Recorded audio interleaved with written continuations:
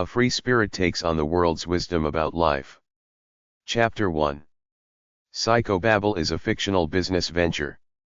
Primal man attacks modern bullshit. Every know-it-all all the way back to Plato, Socrates, and Aristotle has an opinion about life. I have no problem with Socrates saying know thyself. The ancient Greeks created the dialectic, which means you talk among each other to come to the truth of whatever you're dealing with.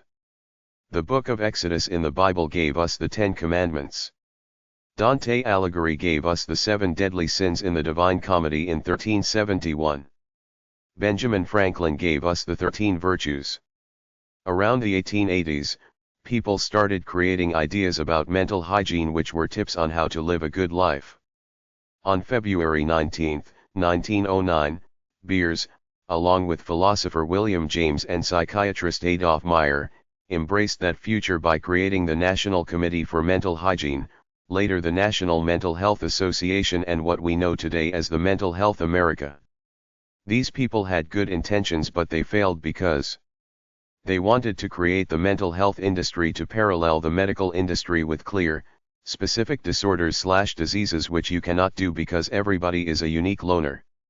Money got into it, it became all about money. The more people you say are nuts or have mental problems in some way, the more money you make. Nowadays we call it gaslighting. Convince people they have mental illnesses to make money off them, especially the weak, lonely ones looking for someone to talk to for a fee. The drug companies pretend they can solve human mental misery with drugs. It's just like the novel Brave New World predicted: get everybody pacified on drugs so you can control them. The problem with every psychology self-help know-it-all expert in the modern capitalist world since Dale Carnegie came on the scene is that they think according to the capitalist religious matrix they were brainwashed by. What I mean is that every last one of them comes out with some list of strategies, steps, rules, etc. on how to live a good life. Stephen Covey had 7 habits of highly effective people. Phil McGraw had 10 life strategies. Erik Erikson had 8 stages of life. Lawrence Kohlberg had 7 stages of morality. Abraham Maslow had the hierarchy of needs. Sigmund Freud created the psychosexual staggrays of childhood development, then gave us some convoluted bullshit about an ego, ID, and superego. Why can't I just be who I am and what I feel in my nature like my cat? I am who I am in my own purity, the way I was born. I owe the world the money to pay my bills and follow the laws to avoid jail. Beyond that, I studied the Bible was a kid. It was a cautionary tale about how evil the human race is. I don't want to live in this matrix called human society. If human society was created by the Anunnaki, a group of space travelers who needed to create a slave race to mine gold for them as said on the cuneiform tablets of the Sumerian dynasty, then they screwed up by making us so angry, jealous, selfish, and evil. I live a great life alone in my own head. Nobody out in the world is selling me any of their bullshit. They tried to indoctrinate me in grade school, but I'm out of the matrix now. I don't believe in paying taxes. That's a criminal system which makes us all a bunch of slaves, but nobody rises up against it because of the power to brainwash people into being obedient, pacified clones. They did the same thing with the mental health industry. They convinced almost everybody that it's a real bona fide science, but the fact is that every human being lives alone in their own heads, known to no one but themselves. Because of the fact alone, there cannot be a science of human behavior. They have entire industries called neurolinguistic programming and subliminal hypnosis to supposedly change you and improve your life, but I say it's another big lie trying to suck unenlightened people out of their money.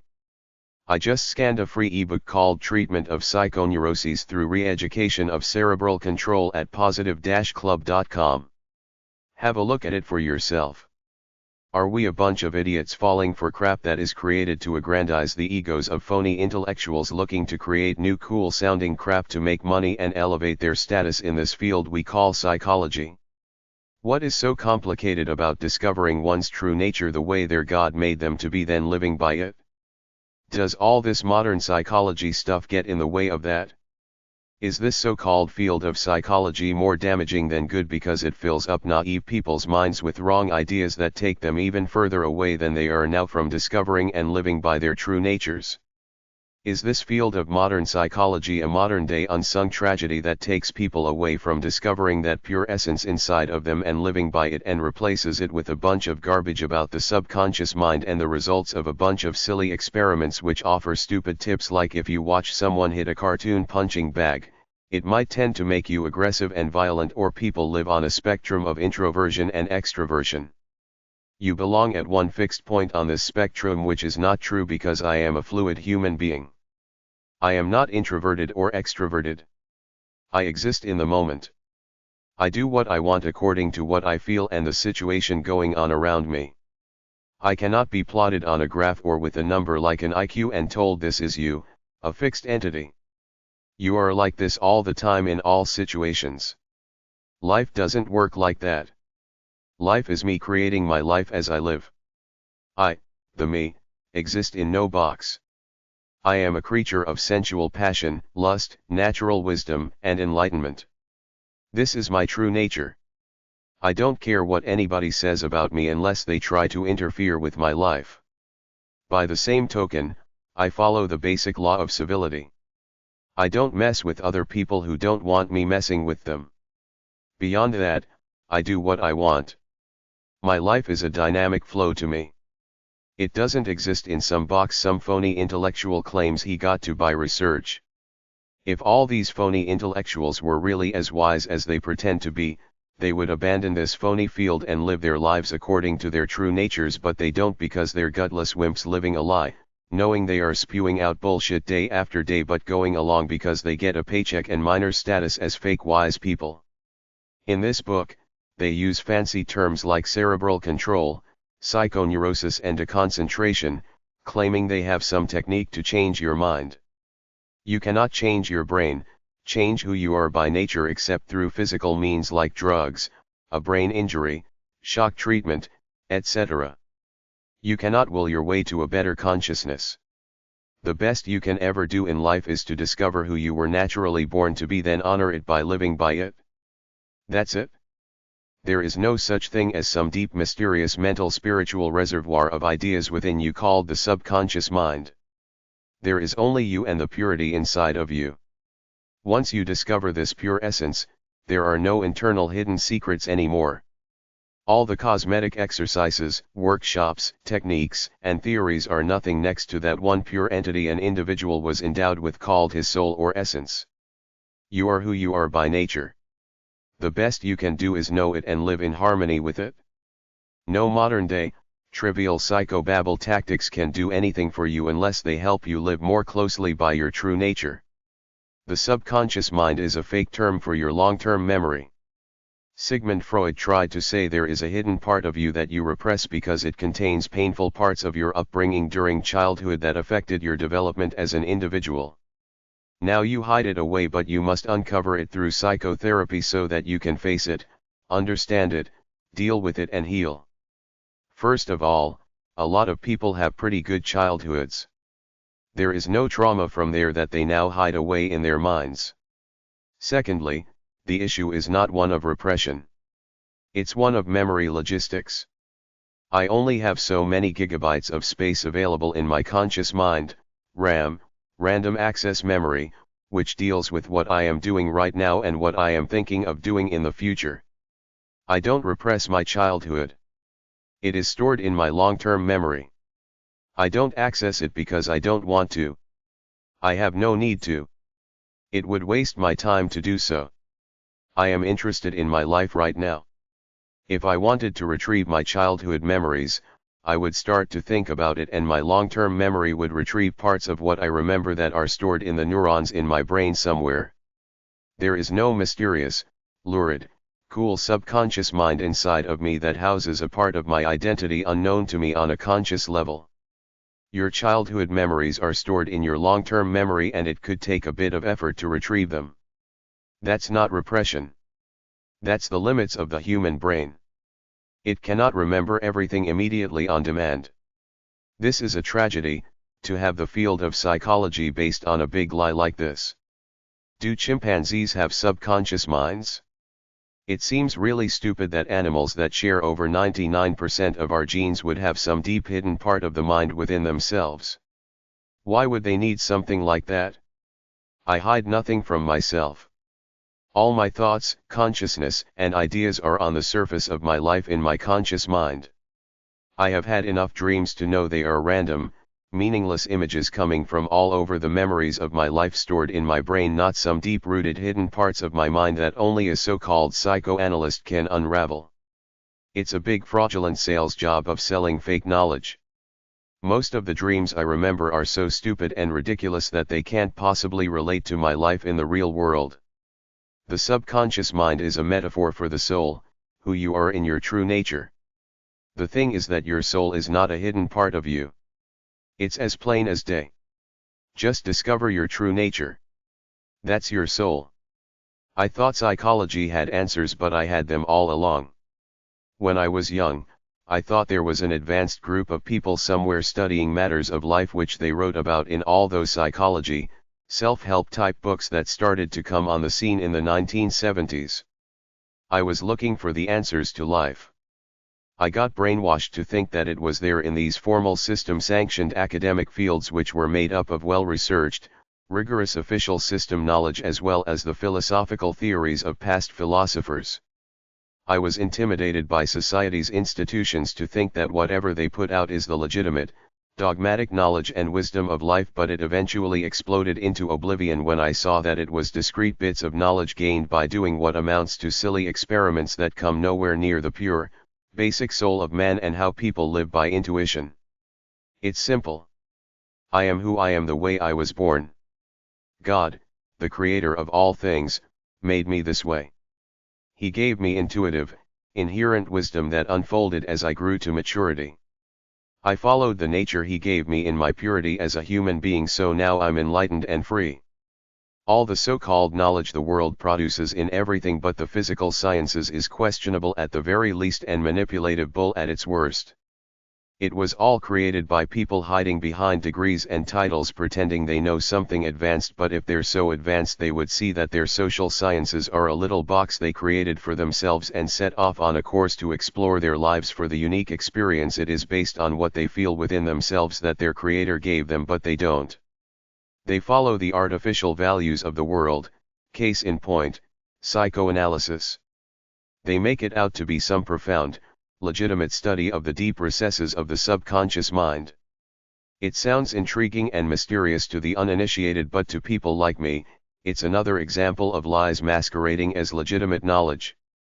The subconscious mind is just the soul, who you are in your true nature, but most people don't know who they really are because they live in the pragmatic world and follow society's rules, thereby censoring what they really feel as pure, free bohemians. If you lived by your free spirit, your normal mode of thinking is as who you really are, your subconscious mind, not this artificial model of life your society operates on. There's nothing mysterious about this so-called hidden part of you. Just because Freud sat around entertaining the fantasies of rich Austrian women doesn't mean it's righteous knowledge. Life is common sense. If you don't release your sexual energy, you're gonna start thinking about sex. It's got nothing to do with traumatic events in your childhood related to potty training. What a pile of dada, yet thousands of psychiatrists continue to swear by it like a bunch of clones in the fairy tale The Emperor's New Clothes. Anybody with guts looking for real truth and happiness in life lives by their own reality as a case study and unique experience of one. They leave the bull of the world behind, which is why none of the so-called social science/self-help experts gets it, because they're living in this little box rather than saying screw this crap, I'm gonna live my own life freely, pursuing what I feel. All the so-called gurus have their X number of steps, stages, or rules to a better life which even they don't follow, because life as lived is a holistic affair, not some mechanical process to achieve linear goals, defined by capitalism, by following one-liner discrete strategies of life. I came to the realization that all this life advice/life management stuff is a fiction created to fool people into thinking these phony fields have the goods on life in order to make money off people and otherwise control them, because none of it addresses the way people really live, intuitively by what they feel within their spirits. About a decade after I came to this realization, I came across an interview with Thomas's on the radio, who has been speaking against the massive categorization of the human being since 1962 with the publication of his book The Myth of Mental Illness. But even though he has been at it for the past 50 years, he said they don't want to listen to him. It took me over 10 years before I found another critic like me in the mainstream media. These voices of truth are censored or shut out of mass media access, probably because the drug companies pay big bucks for advertising and the media outlets don't want to get their cash cow mad at them. The so-called professional people in the mental health industry would rather live in a delusionary state of denial and collect a paycheck than admit they're experts of meaningless verbal diarrhea. If a person is free and enlightened, he or she has no choice but to pursue the real truth of the human condition as they feel it, not buy into some psychobabble snake oil someone is selling. They've created massive fields of liberal arts knowledge and categorized the human into hundreds of parts and supposed mental illnesses, but it's all a lie because every individual has his own truth. Nobody has the right to judge anyone else if they're not hurting anybody, and life is not a fixed moment, therefore not a fixed diagnosis. So if someone diagnoses some person with a mental illness based on some test or subjective observations, the next day that person might not be feeling like that label, yet multi-millions of people fall for it and take the drugs given to them to supposedly cure these mental illnesses. They say it's not your fault if you're a weak, pathetic, whining, low-level human being. When they say it's not your fault for being a wimp or otherwise a disgusting person, this takes the responsibility away from the individual, whereupon he or she is first relieved that the psychobabblist has said it's not his fault, he's a jerk. Then this person gives the psychobabblist the power over his life, whereupon the psychobabblist makes money by writing prescriptions and having therapy sessions with this patient. It's all about money. The big deception in the modern world of mental health is that you are not responsible for your weaknesses and failings as a human being. Your failings are supposedly caused by 1. A traumatic experience of childhood like being abused, which almost every defendant's lawyer of a serious crime brings up in his or her trial. 2. A biochemical imbalance in the organic, physiological brain that an individual was born with.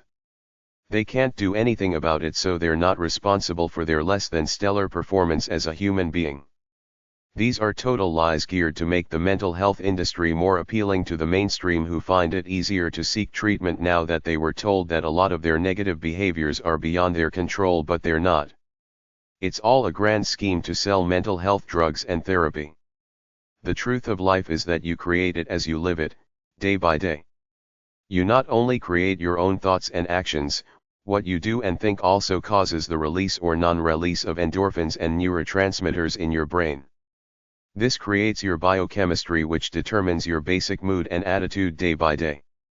Back in the day, people lived through the Depression, the war, and concentration camps. They had no time to feel traumatized and contemplate their misery through therapy. They had to find a job to earn money to survive. Personally speaking, I live every day as I experience it. I'm not nostalgic about the past, and I can barely remember it anyway. I've had some tough situations when I was young, but they're long gone now. I can barely remember them unless somebody brings them up. It's just the big lie to connect your past with who you are right now in order to suck money out of you in therapy sessions. Drugs can't cure anything in the mind because almost all mental problems people have are the result of disharmonious spirits. They don't live by their true natures. They betray themselves by following the artificial values of the world, then wonder why, despite reaching all the markers of success in a capitalist world, they still feel empty inside. This emptiness causes most of the anxiety, addictions, and depression in the world. The biochemical imbalance theory is a big lie because psychiatrists can't measure neurotransmitter levels in the brain unless they do an invasive spinal fluid extraction. Even then, every individual has their own baseline. You can't tell who has an inherent biochemical deficiency which physiologically makes them sad. We create our own biochemistries through how we live and what we do. I grant the fact that some sadness is caused by tragedies, but life goes on.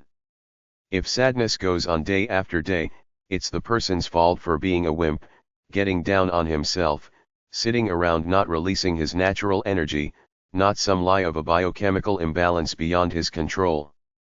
It's a great excuse to take the blame off the individual for causing his or her own misery, but it's not true. It's a great way to sell drugs and psychotherapy which do not solve the weaknesses in people's spirits. I actually know a guy who was diagnosed with obsessive-compulsive behavior, which is considered a disease caused an imbalance in the brain. He told me he just got tired of acting like an idiot, set out on a course of health and well-being as described in my health book, just basic stuff like taking responsibility for his life, exercising, eating healthy foods and working a job. He's muscular and married now. My theory and his theory is that when people don't release their natural energy from their true nature, it causes feelings of emptiness and anxiety within themselves. They try to deal with these unpleasant feelings by doing mentally unhealthy things like turning to negative addictions, getting depressed, or in his case, repeating meaningless behaviors over and over again. You can solve these problems easily. Get up off your ass. Pursue whatever is inspired within your free spirit. They thrust these massive paradigms on us, and they got these supposed experts with the power to say we're not normal, we're off, we're screwed up in a certain way, we're mentally ill, then tell us how they can fix us. And the funny thing is that virtually all of us accept it without challenging it. According to conformist system thinking, they know what's good for us better than we know ourselves. This is insanity that we the people allow these phony experts to diagnose our kids with learning disabilities based on these flimsy lists they have of what constitutes attention deficit disorder, which are behaviors that every kid shows here and there. Then they try to say we have this deep psychological disease called depression, which is beyond our control because of a brain imbalance, so we have to take drugs for the rest of our lives, when the truth is that we've lost a hold of our free spirits by following the artificial values of the capitalist world and pop culture entertainment. The real problem virtually all the time is that we lost our natural sense of inspiration. We either get it back or stay in our pits, regardless of how many antidepressant drugs we take or how many psychotherapy sessions we ramble through. Most of us have money problems because we live above our means. That can be solved easily by stepping down a few steps in luxuries to live a more basic lifestyle based on positive things, not frivolous desires. Many people have love and relationship problems. Regardless of how close you are to somebody else, they can't give you a strong spirit soaring in flight. You have to create it on your own. Love, money, or psychobabble can't solve the problem of human existence. The only thing that can is the individual connecting to his free spirit, which connects him to his divine creator. If you honor your free spirit via releasing the natural, inspired, sensual and loving energy in your soul with intensity every day, that's the only way you can possibly live anything that comes close to a great life. Everything else fades in the dust next to this type of lifestyle. Losing yourself is simply a feeling that you betrayed yourself by not releasing the natural potential energy you have inside of you when you wake up every single day. Release it, you feel good. Don't release it and your inner voice starts calling you a gutless wimp for not honoring who you were born with the potential to be. Self-betrayal is everywhere. Nobody was born to be a pale-looking, weakly, overweight bureaucratic type. We were born to live in the Garden of Eden, yet the modern world has taken us away from our true natures. Then we wonder why we feel a gnawing sense of emptiness and get all kinds of degenerative diseases, so we try to get rid of these negative feelings by eating junk food, going to a movie, reading a romance novel, going shopping, beating somebody up, etc. All this emptiness comes from the same cause: people not living by their true natures, therefore not releasing their natural energy, which results in a feeling of self-betrayal, which could be happening at a subconscious level because most people aren't aware that they're violating their free spirits the way they were born to be. They're living by capitalist, pop culture, religious values, which are all artificial. The fake knowledge tragedy of the human soul. The people within the system acting as its leaders and wise people are mostly brainwashed by their belief that the social sciences, humanities, philosophies, and religious knowledge they were taught is the formal, absolute authority on life, but it's not, because everybody is an individual living a different life and nobody really knows what anyone else is really thinking, so all that supposed wisdom is somebody else's ideas, not yours. You are the only authority of your life despite what all them system clones say, trying to get a piece of you one way or another, pretending they know something deep and advanced about the human condition, therefore pretending they know something deep and advanced about you that you don't even know yourself. It's a big con game of the so-called social sciences, government, and religious forces trying to establish that they have advanced formal knowledge to understand people, therefore have the authority to categorize people according to their criteria and control the ones who buy into it, thinking that these phony experts actually know something more about them than they know themselves.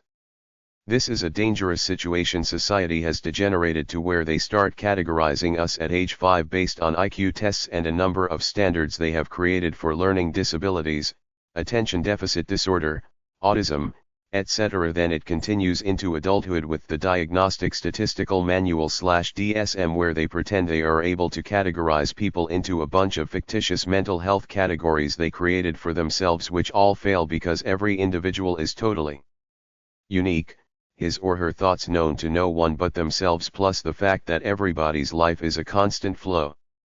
You don't get some label, then your life becomes that label 24/7. You are a constantly moving, flowing entity. Even so-called depressed people aren't down all the time. They spend a lot of time feeling average like most other people and sometimes even feel good, but the psychobablists put a label on them and now they're supposed to live down to it. They try to say all so-called mental illnesses are inherent, that you're born with something wrong in your physical brain, but they don't say that people create their own biochemistries through how they live and what they do. You create your own moods and thoughts through a conscious act of the will followed by either action or inaction. It's always about either being true to yourself by releasing your natural energy or letting it sit inside of you unused. I can usually spot happy people. They're the ones expending their natural energy every day with intensity and love for the process. Everyone else is anywhere from miserable to average next to these people. There is not some deep, hidden force inside of you keeping you down that you need drugs and therapy to control. It's just you being a little wimp-assed crybaby, but if they told you that, they would not be able to make money off you through drugs and therapy. All those military guys crying that they got PTSD are a bunch of wimps who don't have the strength or the will to get up every day to do something useful and live one day at a time. They all want a disability check. What about all those concentration camp and war survivors in the 1940s? They had no wimpy mental health professionals telling them they were traumatized and needed therapy. They had to get on with earning a living. The mental health people try to make you feel good by saying your wimp-assed life is not your fault. You were born that way. There is some physical malfunction in your brain, but don't worry, we'll act paternalistic and sympathetic to you as long as you keep paying us for mental health drugs and therapy. The idea of a hidden subconscious mind is false. Your dreams are just random thoughts, musings, memories plus a concept called incubation. You dream about things you've been recently thinking about. They don't have deep, symbolic meanings. There's no dream analysis one-size-fits-all cookbook. Everybody's symbolism is different.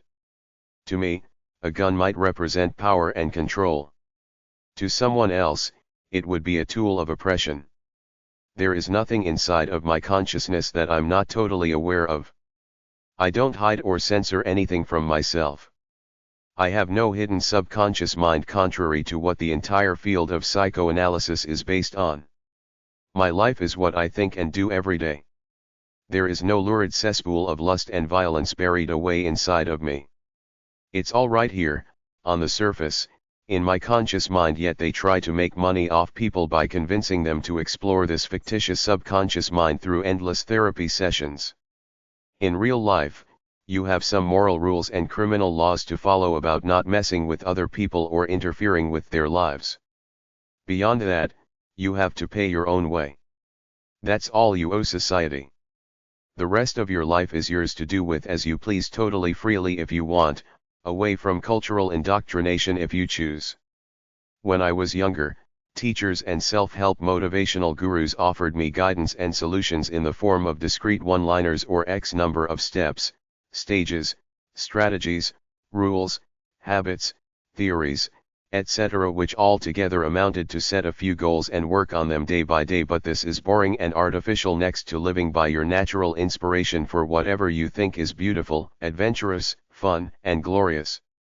Society has created a bunch of fake knowledge and big, fraudulent formal institutions that are trying to make us think they have the advanced, scientific expertise to help us deal with our lives that's much better than the inherent wisdom our Creator God endowed us. The funny thing is that the human race got along fine before all this phony knowledge was created in the last 100 years or so. They're trying to separate us from our true natures and get us to give over control of our lives to them, the mental health industry, the self-help industry, psychology, psychiatry, sociology, psychotherapy, cognitive therapy, the law of attraction, the ultimate edge, the 7 habits of highly effective people, and any other science of the mind they claim to have come up with that will supposedly enhance your life and solve all your problems. It's all a big scam to make us feel powerless and indoctrinate us to think that somebody else has the answers to life better than we have within ourselves, so that they can intimidate us and make money off us through mental health drugs, therapy sessions, and oodles of self-help, psychobabble books and tapes. I'm not disputing the fact that a few people like autistic children, schizophrenics, and people with traumatic brain injuries have something wrong with their organic brains and need help to try to improve their ability to think clearly, but the big, massive scam has been to blame every human weakness and failing on an organic, inherent disorder of the brain that can only be fixed by drugs and therapy. It's a big lie. The vast majority of us were born with perfectly fine brains, not inherently defective ones as the mental health industry is currently preaching in a big way. You create your biochemistry through how you live. You create your own depression, anxiety, neuroses, phobias, and addictions through what you do or don't do. Inactivity, misery, and negative thinking change the biochemistry of the brain to make you feel more miserable, tired, and lethargic. Your mental weaknesses are not the result of an organic defect in your brain beyond your control, as the mental health industry is trying to have us believe. You create your miserable, tense mind by following the artificial values of the world that you got sucked into buying, so you can undo it by following your true nature the way you were born to. If you follow your free spirit, you live a vital, inspired life. As you develop strength and self-respect by purging your natural energy, your mental problems go away. Global warming is the current tragedy afflicting planet Earth. Cultural indoctrination is the tragedy afflicting the souls of people in modern Western society, and the funny thing is that most of us have been so massively brainwashed that we think we're free. We don't even realize that we sold out our true natural identities to this package deal of life marketed at us by the mass media, the capitalist marketing machine, the formal education systems, and government propaganda, which are all in cahoots in trying to turn us into a bunch of passive, manageable consumeristic spectator clones. Go back to George Orwell's novel 1984 with his talk of Big Brother and the big TV screens everywhere. Most of us willingly sacrifice the free pursuit of our lives in exchange for comfort, entertainment, and good-tasting food. It's the tragedy nobody wants to admit to. My take on modern Western society is most people sitting in their comfortable homes and apartments, plugging into some kind of pop culture entertainment, eating comfort food, feeling cozy as complacent consumer spectators, but in fleeting moments of clarity when their inner voices assert themselves, they know they betrayed their souls. They did not do what they really wanted to with their lives. They did not become the people they had the potential to be if they had the guts to follow their free spirits and do what it wanted them to do. This is what I believe modern Western society has degenerated to, a bunch of lost souls living by artificial standards detached from the true natures they were born with. Nobody dreams of ending up an overweight, mundane, tired-looking, uninspired person, but this is where most people end up in a technologically advanced, pop culture world. They didn't do what they really wanted to do with their lives. This sense of self-betrayal sits inside of them and sends them further into feelings of emptiness and misery. There is a way out. You can always regenerate yourself by making a worthy effort to live, to release the natural energy in your soul every day. This is the only way to be happy in the glorious sense, as opposed to some mundane idea of happiness you got from the society you live in. In a lot of ads, an image of happiness is sitting on a yacht, sipping wine, but this won't make you happy. Nor will a shopping spree where you buy a bunch of stuff at the mall. The only way to really feel happy is to release a lot of natural energy from your soul with intensity and love for the process. Do this every day for the rest of your life. That's it. There's nothing else that makes you feel high on life all the time. Do you want to see a real winner of life? Find someone who does something inspired, tough, challenging and worthy that they really love to do every day. The learning disabilities con job on kids. I'm especially irked at the head game they pull on so many kids with their theories and syndromes, all illusions of the business model of academia. You have all the parenting skills in your head right now that you will ever need just by being gentle and following your instincts of love. Your children are fine without some phony therapist diagnosing them with attention deficit hyperactive disorder so that they can make money on therapy sessions and pump the kid up on drugs while screwing his mind to give him an inferiority complex. These kids are fine by themselves, but the world comes in and says you don't fit into our mold, you're too rowdy, too free, you don't listen to us, you can't do these boring things we want you to do. Then the kid who's just a dumb kid thinks there's something wrong with him and his life is destroyed while parents play along shelling out lots of money to try to cure this child who doesn't fit. Many parents are actually relieved after their kid is diagnosed with some kind of learning disability because it implies that the problem is organic, beyond their control, so they can't be blamed for being poor parents. As long as they go with the program, spend money on therapy and pills, everybody will be happy, except for the kid. The therapist and drug companies will make money, the school board will get extra funding for schooling another LD kid, and the parents will get a convenient excuse which takes the responsibility away from them. Love and attention will raise every child as well as you can. The rest is his uniqueness as an individual beyond your control. Let the kid learn on his own, doing what he wants with somebody giving him personal attention to help him along. That's what education is supposed to be. Let the kid learn on his own by exploring his life and helping him along. Chapter 2. The mental health industry is mostly a lie. My fight with psychobabble. Do whatever moves you. Learn whatever you want. It's all about spirit, youthful spark, or joy for life. You either got it or you don't. If you got it, you have to work it by releasing your natural energy all the time to keep a strong hold of it. If you don't do this, you're missing out on the true spirit of life regardless of what delusions you might fill yourself up with, like all them sad sacks on the business TV networks acting like they got it going on, but they have no idea that they're a bunch of brainwashed, generic, one-dimensional, linear capitalist caricatures. At the end of every day, ask yourself, have I honored my spirit today the way God created me to be by releasing a good dose of my natural energy? That's all you need. All the psychobabble in the world can't touch this as the solution to the human condition. Modern-day wisdom from the formal field of psychology fails. They have to keep expanding it with useless knowledge in order to pretend they're on the cutting edge of discovering new insights about the human condition when the answer was inside each one of us when we were born, but somewhere along the way we stopped listening to ourselves and gave our power to the talking heads on TV, the social science professors on college campuses, and the slicksters writing cheesy little self-help books and tape packages to show us the secrets of success and happiness. The people of the world have been brainwashed to think that we get wisdom about life by going to college, taking X number of courses in psychology and other social science subjects, then we get credentials proclaiming us as psychologists, counselors, therapists, life coaches, life experts, etc. These people are then certified as the wise people of our society who supposedly have the answers to life, ready to sell us their expertise. It's a con job because wisdom comes firstly from the intuition you're born with. You have to be able to shut off the world enough to listen to it.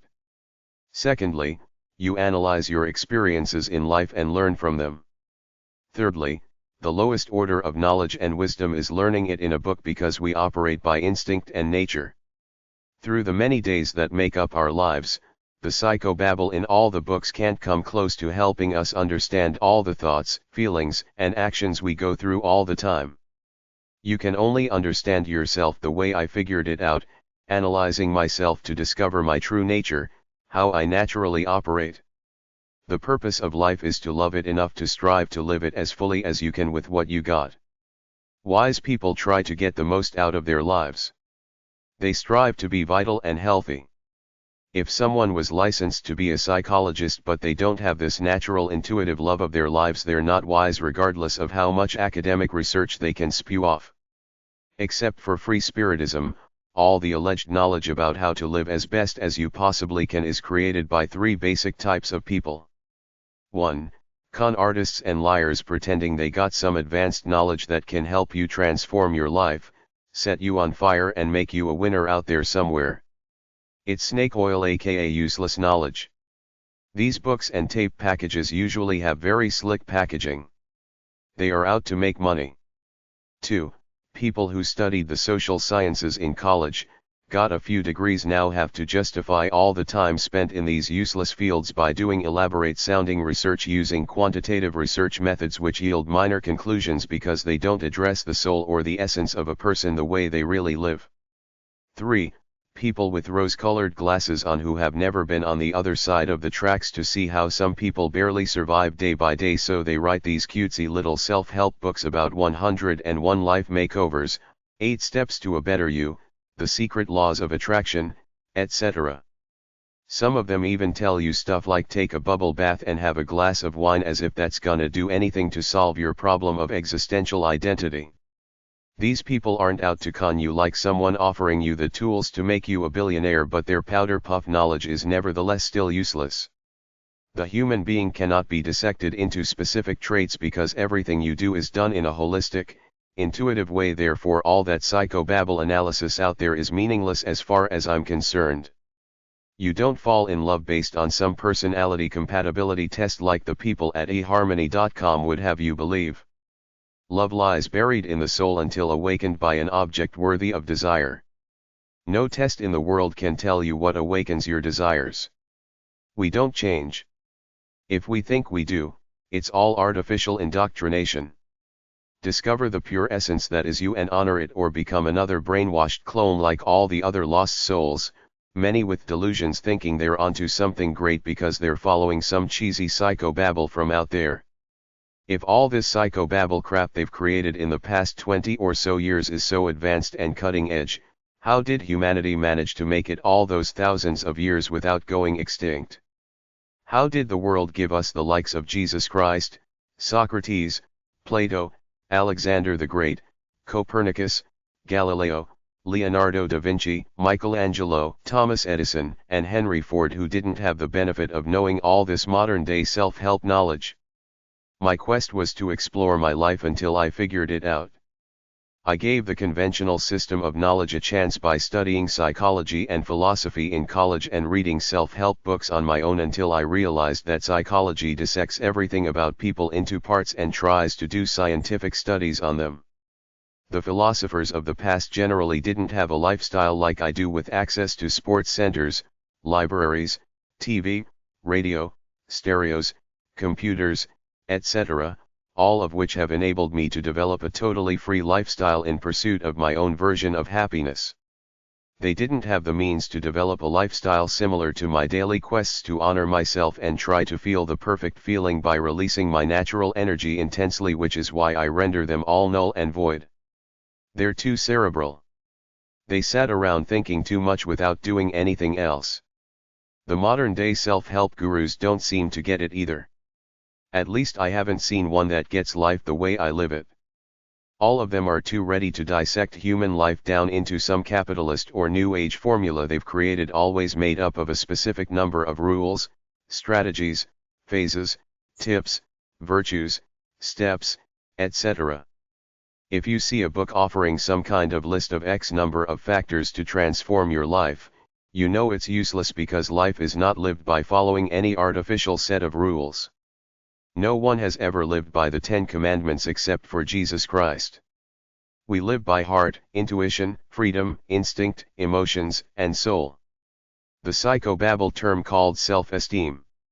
Another big New Age, Self-help delusion is this idea that you have worth by your very existence unconditionally without having to do anything.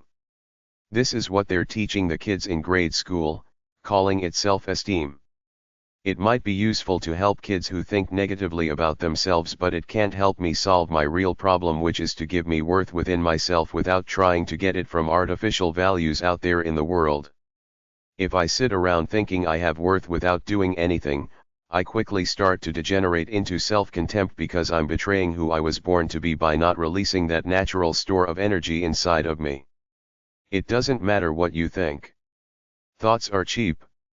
Everybody has the greatest, most noble thoughts around. They're called fantasies or wishful thinking. That's why they say the road to hell is paved with good intentions. It's even fashionable to think highly idealistic thoughts about serving your fellow man and being eco-aware, but it doesn't mean anything unless you're living by it. It's the action created by your heart, body, mind, and soul that gives you real worth, not sitting around deluding yourself with false bravado. You have to know who you are, then honor yourself by releasing your natural energy all the time. It all comes from within you. You are the path to your own enlightenment. The best somebody else can do for you is what I'm doing here, telling you that the world is full of crap. Get over the massive brainwashing machine. Find yourself, trust it, and live by it. There are a few other themes I see repeated over and over again in the self-help, psychobabble industries, as though they're profound insights, but they're basic common sense for anyone with enough brains to try to think for themselves, like 1. Some things you can't control. Focus only on what you can control. 2. You can get people to like you by showing interest in them. 3. Success is defined by either materialistic socio-economic capitalist values or New Age spiritual values where everybody seems to be meditating and connecting to the divine force in the universe. Like I said, life is random. You might be dealt luck or tragedy on any given day. You can't control things beyond your control, but you can control how you deal with them to the best of your ability. I notice this big need, especially among women, to be loved or at least liked by other people. For me, what other people think of me is none of my business. I try to be a pleasant, non-threatening person as a matter of pragmatic common sense, but my allegiance is to the power within me that was given to me by whatever created me. I don't particularly care if other people like me or don't. I honor who I am. That's my purpose in life, and I won't fake interest in anybody just because I want to manipulate them into liking me. I'm straight with everybody. I like you if you respect yourself and respect me. If I see a fat, couch potato type or some pretentious elitist full of image, I have contempt for them for dishonoring this gift of life they were given by the Creator by being bottomless pits of pacified consumer spectatorism. You either like me or you don't. Either way, I don't really care, because I got my own game to play in releasing my free spirit without worrying about what other people think of me. Finally, in my life I've met only a handful of people like me who live to release the spirit within themselves to get the most out of their days for the sake of the higher reaches of the human spirit, where the reward is simply the act of doing it. I live to enjoy what I do.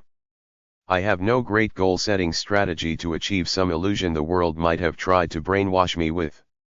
There's no ulterior motive, like I became CEO of my own company and got on the New York Times bestseller list. I don't particularly care what the rest of the world says. Stephen Covey's big idea in his book 7 Habits of Highly Effective People is supposedly, what do you want people to think of you when you're dead at your funeral? That's how he starts his book. What do I care if I'm dead? Why would I even want a funeral since I don't go to them now? Life is for the living. When you're dead, you're dead. Take it like a mature human being. Your day will come. The only legacy that matters is living a great life while you're alive. After that, it doesn't matter, because you've moved on from this plane of existence. You will be forgotten by the human race, so don't fret about it. It's the way life works. How many people still think about the great Ronald Reagan even once a year, or how about Slick Willie or George W. for that matter? Once the cameras are off, their public forgets them very quickly. Covey's book is perfect for one-dimensional, mechanical thinking, Capitalist ambitious people. Think of the title. It implies that his 7 artificial habits will make you effective like a mechanical robot. It sounds like a great barrel of fun, to aspire to be effective. Most of those goal-setting, effective people eventually realize how empty and artificial their lives really are, that there's something missing, which is that they didn't follow the natural, intuitive wisdom they were born with, so now they're a bunch of pale-looking, weak conformist clones with a diluted sense of grandeur because they're bureaucratic managers somewhere. Big deal. They lost the only thing they really own, who they were born to be by nature. Lose that and you lose everything.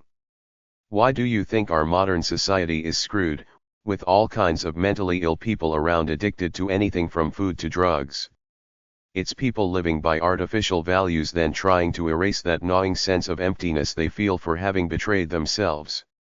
They're a bunch of buttoned-up geeks too stupid to see that life is supposed to be a joyful experience every day, not some formula of one-dimensional efficiency in a limited artificial world called capitalism.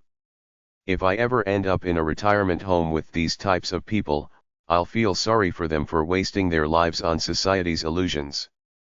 I'll have nothing in common with them unless they share my passion for mind-altering enhancements. Almost everybody is playing this measuring game of look how successful I am in this capitalist world. Whenever you read somebody's bio as in a book they've written, you can be 99% sure they've written it themselves. How pretentious can you possibly be? That's what gives you away as less than honorable, enlightened and free. I don't have a bio because I don't care about the past and I don't care what people think of me if they think of me at all. I have no delusions about living in a world of loners where everybody is thinking about themselves way more than they're thinking about other people. I live for the spirit of my life every day as I experience it. That's good enough for me. I don't go around name-dropping or trying to collect honors and titles from the world like virtually everybody I know does, saving their news clippings whenever they're mentioned in the newspapers. Who cares? Life goes on as you live it. Everything you need is inside of you the way you were born. Your God created you that way. You don't need all that social science, psychobabble knowledge from the world. Most of it is a con geared to sell product, be it a book, a workshop, a seminar, a tape, or a DVD. Some of the psychobabble gurus have good intentions, but if they're doing quantitative research studies as the science of psychology wants them to do, they don't get it because that's an artificial paradigm from a capitalist world that doesn't believe an individual has their own inherent wisdom because they can't see it or measure it. Of everything else ever written about the human condition, almost all of them are building on somebody else's ideas, presuming that these people they're copying from are right because they're held up as system-wise people, but nobody is as simple, straight, natural, and true as I am. Know who you are away from everything you've ever been brainwashed by and honor it by releasing your natural energy every day to match the inherent standard you should feel within yourself of who you were born to be. After that, try to figure out a way to earn a living from it.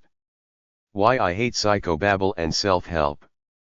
I'm addicted to the inspired spirit inside of me. That beats all the psychobabble and self-help in the world. Old blues singer.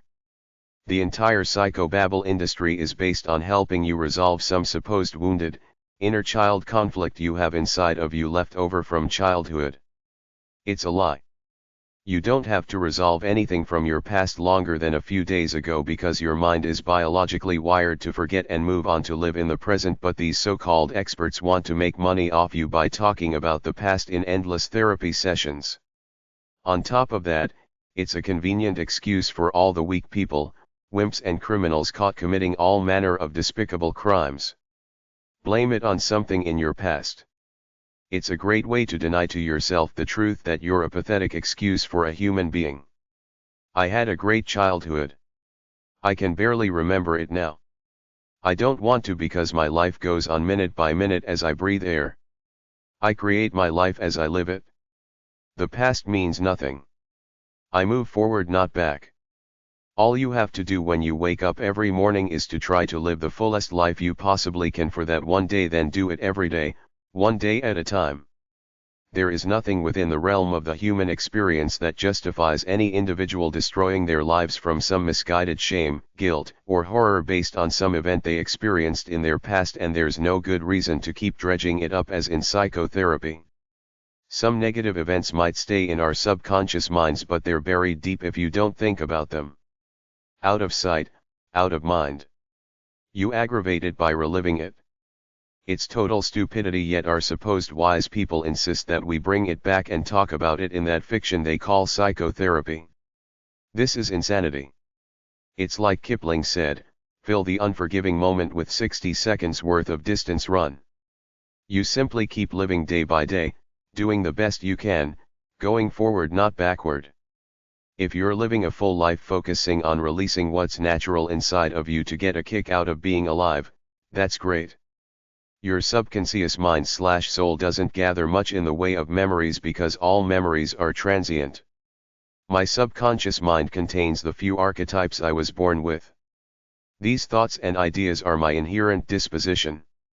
This is what comes through to remind me when I'm feeling off, that I have to honor the abilities my God endowed me with. A good example is whenever I get injured, therefore lay in bed for more than 5 days. I've gone through at least 8 bouts of this in my life. I dream about myself being strong and vital. That's what the subconscious mind does for me. It tells me I'm not honoring my archetypes. It doesn't bring up negative events from my childhood. Your inner voice and your dreams are your soul talking to you. They remind you when you're betraying your true nature. If you sit around addicted to something like food, TV, or alcohol, not doing much of anything, you lose yourself and mourn the lost self. That's when the floodgates of the self-pitying, sad memories kick in. If you're in motion releasing your natural energy, you feel good. Sad, miserable, depressed people are the ones who sit around not releasing their natural energy. That's the real cause of sadness, not anything else like past baggage. You're wasting your life and somewhere deep down you know it. The entire self-help industry tells you to get a few goals and work on them day by day, but they don't tell you that you've been indoctrinated to take on goals from the outside world rather than following the intuitive flow in your true nature, then wonder why you're still unfulfilled as an individual human being after you reach these goals from out there. It's like teaching a monkey new tricks. He can learn all the tricks he wants, but he's still a chimp. You can go out into the world and do all kinds of stuff to climb the illusory career/status ladder, try to act glamorous, sophisticated, and cool like you belong to some illusory in crowd, but underneath all this glitter and success, you're still the essence that you were born as. There's a great song somebody wrote about some girl in France who's now part of the elitist in crowd, but he knows she's still the same kid they were when they were growing up in the slums somewhere together, even though he's been relegated to has-been status. I don't know who sings it, but if the power of music means anything, it's in this song. I know it's at least 25 years old because I first heard it in 1980. It's not only dull, it's unnatural to try to follow some rules, steps, stages, or strategies some phony guru made up to supposedly help you live a better life.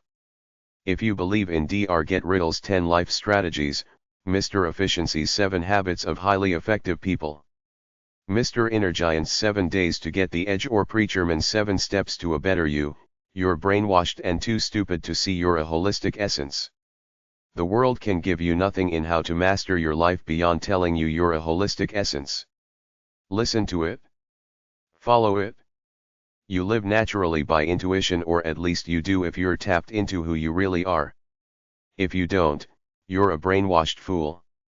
Following the steps and stages that all these self-help phonies made up is artificial, and I say fraudulent because anybody who's truly wise knows that the way life is lived does not operate by any X number of steps or stages of anything, regardless of how common sense they are. And for New Age seekers, there's no supernatural voodoo anywhere, at least not in this life.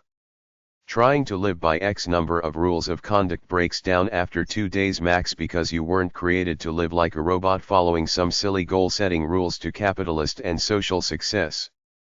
Life is very simple, yet we have chosen to complicate it by creating these massive psychobabble and self-help industries, which is all a big con job because all you own is the free spirit you were born with, and all you have to do in life is to follow it. Everything else is capitalist psychobabble bull geared to suck money out of you by pretending to sell you knowledge that will enlighten you. Snake oil sales are thriving in the 21st century. The lie of biochemistry and psychopharmacology. The big lie nowadays in the so-called mental health industry, or the psychobabble industry as I call it, is that most human brains are physiologically flawed, which is why people get depressed, feel anxiety, can't sleep, etc. The drug companies say you can't help it, you were born that way with a screwed up brain, but we can help you fix it with our drugs. They shroud it in mystery, acting like they're doing big research on the cutting edge of life, but it's just low-level drugs geared to give you a legal, transient tingle for which they can make billions of dollars from claiming it's a mental health drug, even though it doesn't solve your mental health problem in the long run. It gives you transient good feeling just like any recreational drug does. Nobody says anything because it's sanctioned by the two APAs, the American Psychiatric Association and the American Psychology Association. Only an outsider like me will speak out against it. Psychologists and psychiatrists in general don't have the guts to speak against their trade organization, and besides, it's their cash cow. Write people new prescriptions for drugs at $50 or so a pop, plus get kickbacks from the drug company. Not bad for a few minutes work with every patient. First of all, it seems kind of funny that the human race made it this far, then all of a sudden in the past 20 years they're telling us our brains are messed up and we need drugs to help them operate normally. Secondly, it's not like they can drill a hole into the brain, extract a sample of brain fluid, then determine a human individual has abnormal levels of serotonin in his brain. They have no baseline of normal serotonin for any particular individual. Everyone has a different baseline. They say they can do this by doing a spinal tap on the spine to get some cerebrospinal fluid, but I think it's more bull from them to try to justify the sale of mental health drugs. Thirdly, the big argument for mental health drugs is that it takes the fault and the responsibility away from the individual.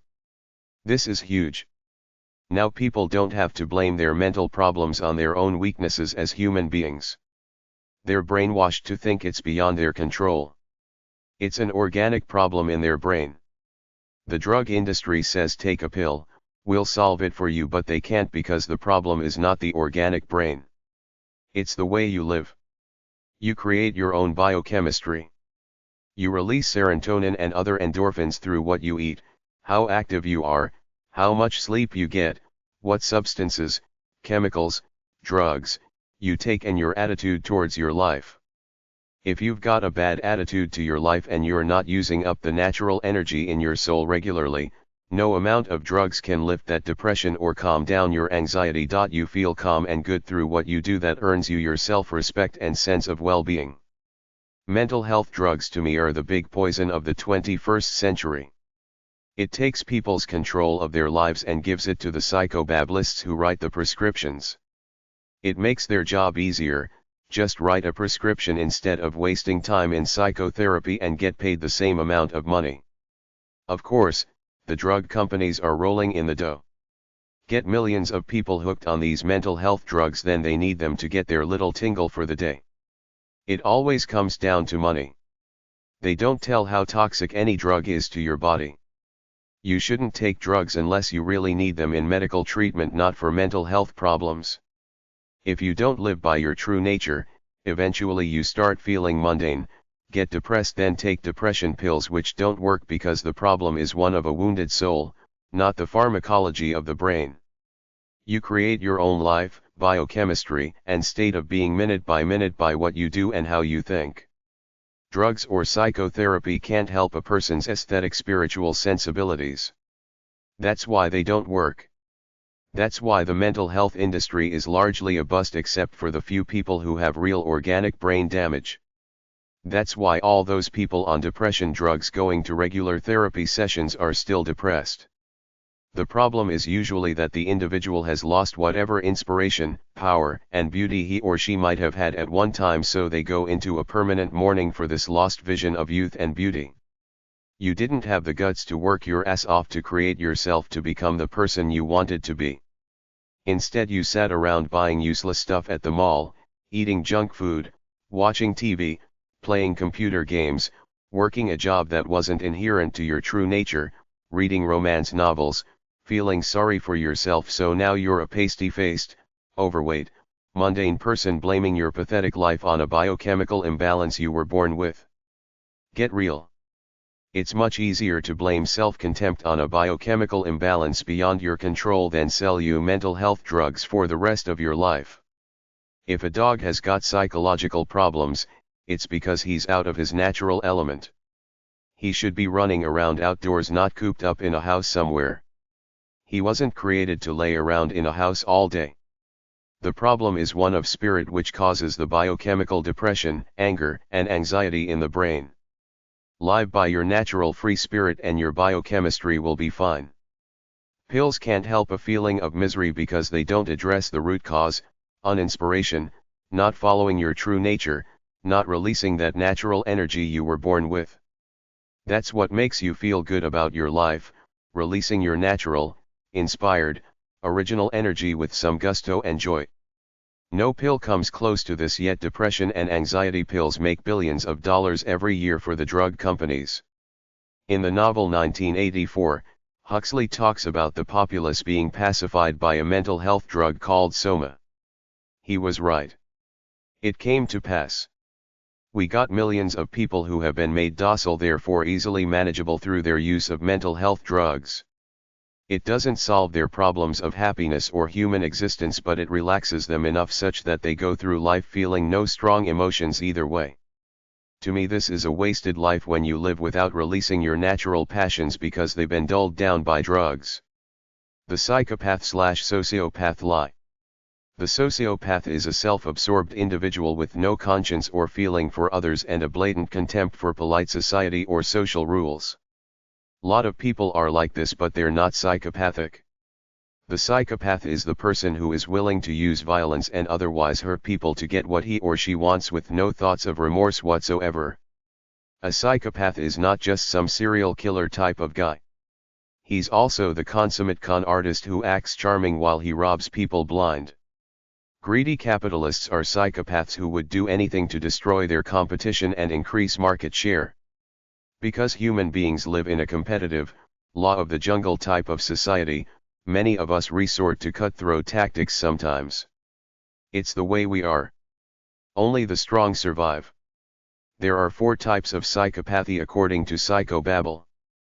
Primary psychopaths are classic charmers who fit in but exploit and abuse when they get a good opportunity. Secondary psychopaths are people who like excitement and risk and have some empathy for others. Distempered psychopaths are people who go on binges, either through anger, violence, or sex. Charismatic psychopaths are charming, attractive liars, manipulators and con artists. The common characteristics of all psychopaths are: 1. Egotistical, vain, arrogant. 2. Not capable of true love. 3. Good at looking like a noble person, good at charming and manipulating others. 4. Not able to empathize, feel other people's pain. 5. Very good at faking humility. 6. Braggart. One of the primary causes of sociopathic behavior is believed to be neurological abnormalities mainly in the frontal lobe of the brain. The amygdalae, 2 small regions buried near the base of the brain, have long been known to affect aggression, sexuality, and recklessness. Recently, they have also been shown to affect how people interpret the emotions of others. Subtle damage to the amygdalae may explain many of the characteristics of psychopaths, including the difficulty of getting through to them emotionally. Personally, I don't think too many people completely and neatly fit into the psychopathic box. Many evil people love some other people and love their pets. At the same time, I feel most people naturally live anywhere from self-centered to selfish most of the time, but we delude ourselves into thinking we're good, kind people, which isn't true, because if we were, we would help all the homeless, hurting people of the world, but we live in our comfortable homes in material excess while pretending to be pillars of nobility. If you stop and think about it, we live in a competitive society where you must be dominant over others to be successful. Most men are loners anyway, especially after 30 years old. So the definition of a modern successful man is some guy at the top of the heap without strong friendships to anyone, very similar to the definition of a psychopath. Except for a few extremist psychopaths who become serial killers, most men are status-conscious loners trying to get to the top in their business or at work. Politicians and highly successful business people have to be ruthless and Machiavellian to fight off their competition. We're a bunch of hypocrites when we call street criminals psychopaths but praise the elitist fat cats who exploit others for profit. If somebody comes off too slick and smooth like many politicians and salesmen, chances are they're psychopathic. After reading a chapter out of a textbook on psychopaths, I can't help but feel who do these psychobablists think they are trying to pretend they don't feel special about themselves or highly about themselves, which is what they describe psychopaths as, people who feel highly about themselves. It's normal for a healthy individual to think highly of themselves, but these psychobablists are trying to make it seem like it's wrong, like you're too full of yourself if you do this. But the truth is that these phony intellectuals called psychologists, psychiatrists, etc. like the special status and attention they get from others because of the common perception that they're advanced wise people who know something about the human condition that ordinary people don't know. It's disgusting to me that these nerdy people posing as wise people are trying to tear down the type of people Nietzsche and Ayn Rand described as the heroes of humanity, the ones with the guts to try to be individual enough to live glorious lives. I care about my life. I love myself. I'm trying to live a great life. I think most people are timid, little wimps living in delusion. I don't care enough about them to waste my time trying to get power over them or even to tell them how great I am simply because I don't care what they think of me. But I got psychobablists trying to make me feel bad because I love my life so much I'm trying to live a great one, so they call me a narcissist, antisocial and psychopathic. They should look in the mirror and see some introverted nerd who didn't have the guts to try to live an original, inspired life, so he or she is now hiding behind some phony title as a system-sanctioned wise man or woman. They're all hypocrites. Don't buy into anything beyond yourself. It's great to think highly of yourself. Don't let anyone try to make you feel bad for what you are by nature. Psychobablists, as in psychologists and psychiatrists, are the most arrogant people around for the amount of game they really got. Most of them are geeky-looking nerds with no primal charisma, but they act like know-it-alls, above everyone else. Then they try to analyze the people they're envious of in a negative light. They should realize that they're phony wimps who didn't have the guts to do what they really wanted with their lives, so now they're acting like deep, profound intellectual types, which is all a fake job because true intellectuals take their original thoughts and act on them. They don't just write a bunch of meaningless analytical psychobabble that nobody in the real world can relate to. If you read some of the psychobabble I have, you would come to the conclusion that all these psychobablists writing these articles, classifying people according to some categories they created, are a bunch of arrogant, self-deluded jerks playing God by presuming they have the insight to reduce people down into neat groupings, when the truth is that no two people are the same. Everybody is an individual with their own motives known to no one else but them. These psychobablists assume way too much about human behavior, then write these presumptive articles which most people accept as dogma, but I don't. It stinks of phony elitism to me, the elitism of pretending they have some advanced insights into human behavior that other people don't have.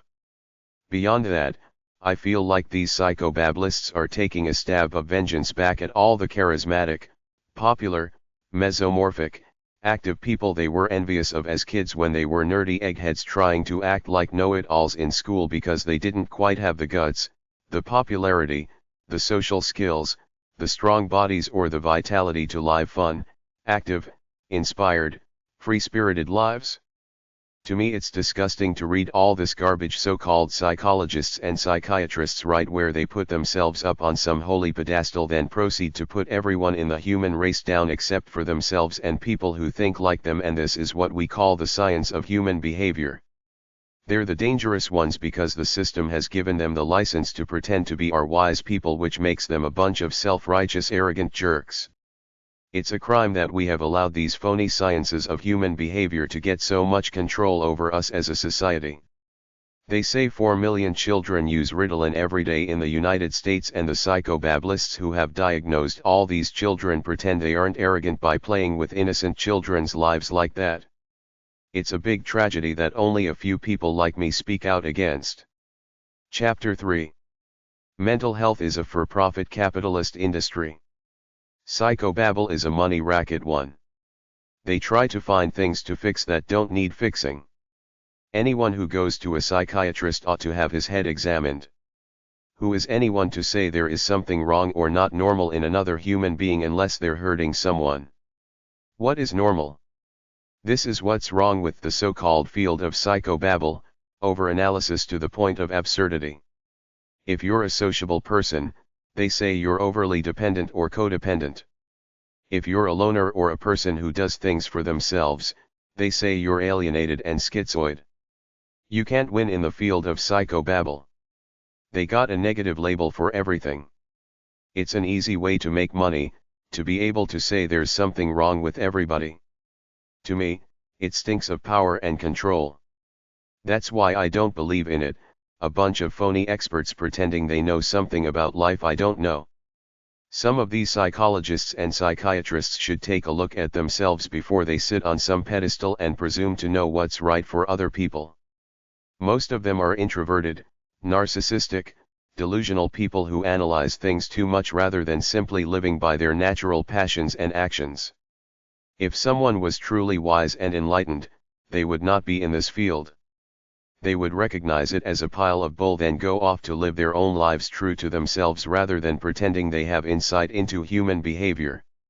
I live for now and the future. No one is a prisoner of the past unless they want to be.